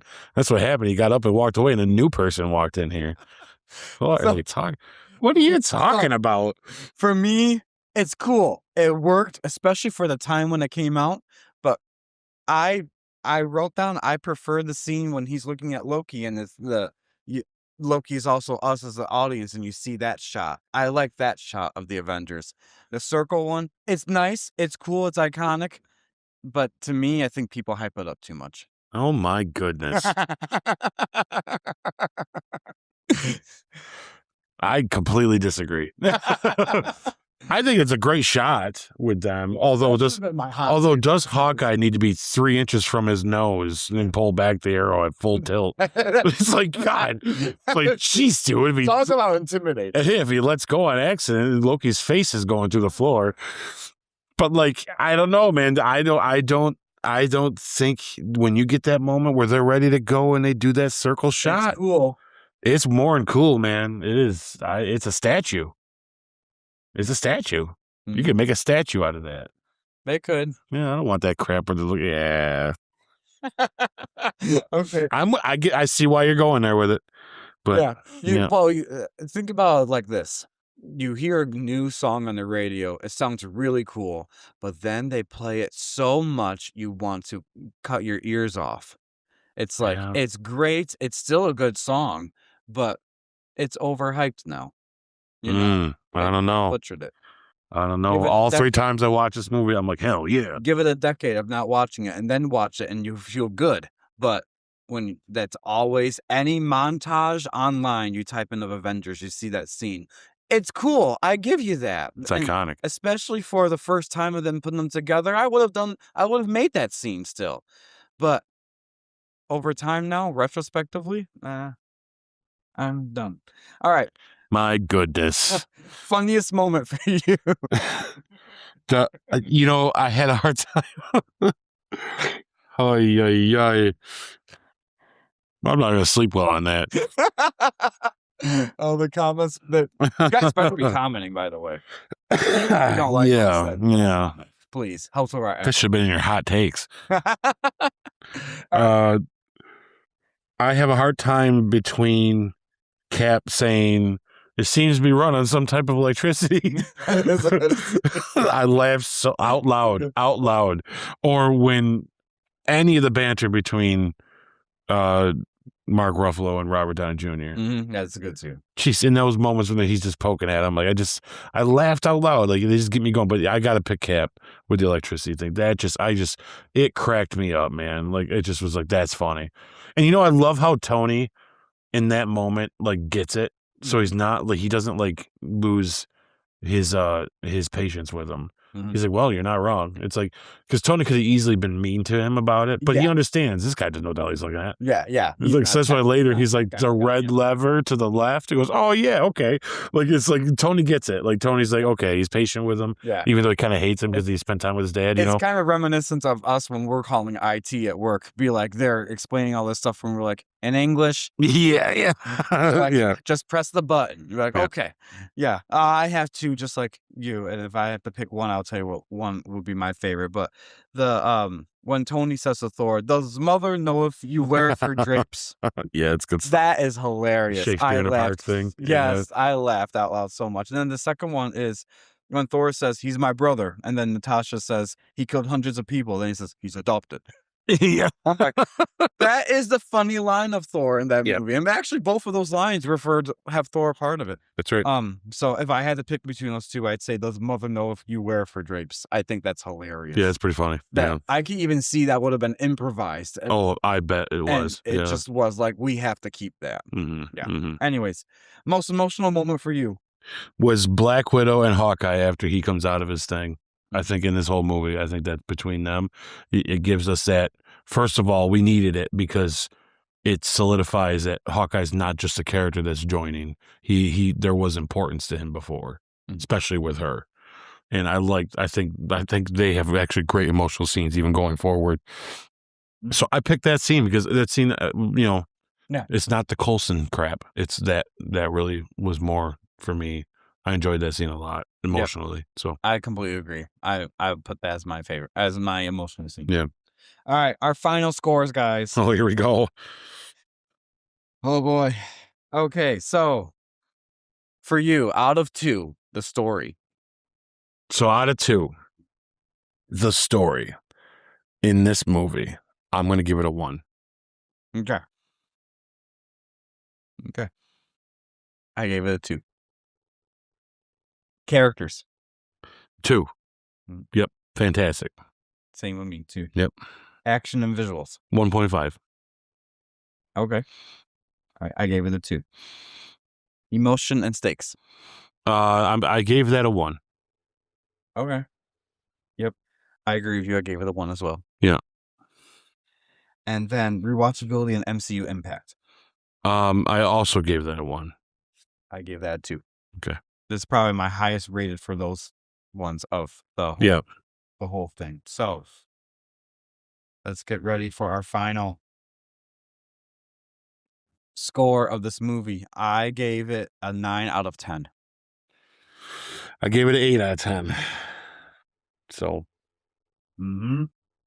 All right. So that means, guys,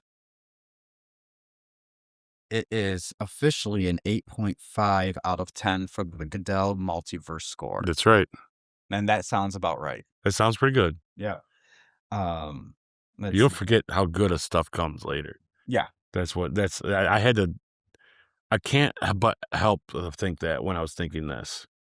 Because as much as I enjoyed watching this movie, I realized, yeah, but man, that Civil War though, you know what I'm saying? Yeah, like, right. So it's like, but I can't help but it was high on my original list that we did when we did this before we even started this podcast. Yeah, it was already up there. It was already in like my top 5 anyway. So yeah, it was good. If I'm not mistaken, I think it's John Campia's most favorite.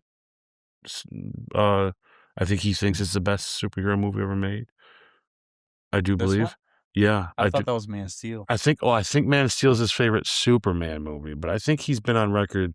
I might be wrong, but I know he highly regards Avengers 1. I'd like to say he says it's the best superhero movie made. I know Man of Steel is his favorite Superman. Well, John, if you're watching this, please comment on Yeah, comment, John, or at least we'll go back and look and hopefully correct that. But I've heard you. I know I've heard you speak very highly of this, for sure. But yeah, no, it was really good movie. I'm gonna skip this post-credit scene final score because we already gave it, and that's kind of irrelevant. Oh yeah, 10 out of 10 for both of us on both of them. Yeah, yeah, we already said before, so it's like okay. Final verdict, closing line. If you had to give one sentence as a final review, what would you say, Ike? I'd say make Thor more funny and some more, please. There you go.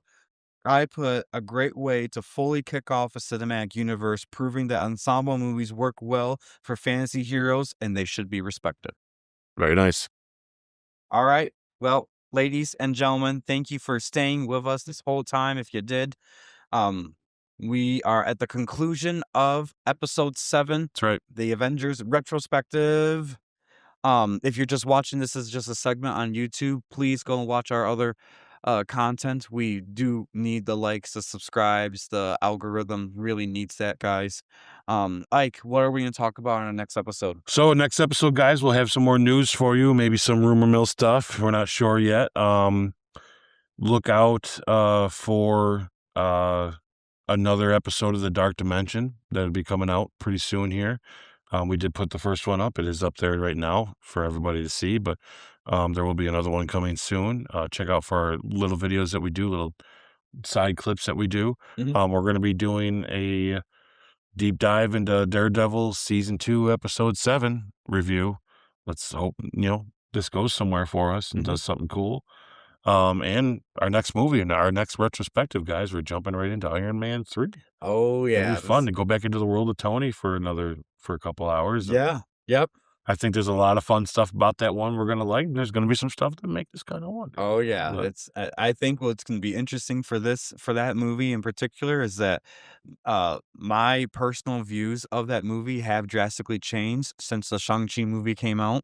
And I would definitely am going to do a deep dive into that when we talk about this movie on if this was Sam prior to 2021 versus the Sam of now, what I would have said, because definitely when you get into it, make sure you tell us, because I'm curious to see where you've changed the most. What I might do is I might do 2 review forms, one of pre Shang-Chi and another one post Shang-Chi. Yeah, just so you could really see what the difference is, and that's why we like these retrospectives, because we know what's going to happen in the future. So now when we do them, maybe we're a little softer or kinder or a lot more brutal on them. Yeah, that's true. Look at the whole. So, ladies and gentlemen, thank you so much for tuning into the Goodell Multiverse. And please like, subscribe, download, share, follow us on Instagram, TikTok, and Facebook. And you will catch us next time. See you at the movies.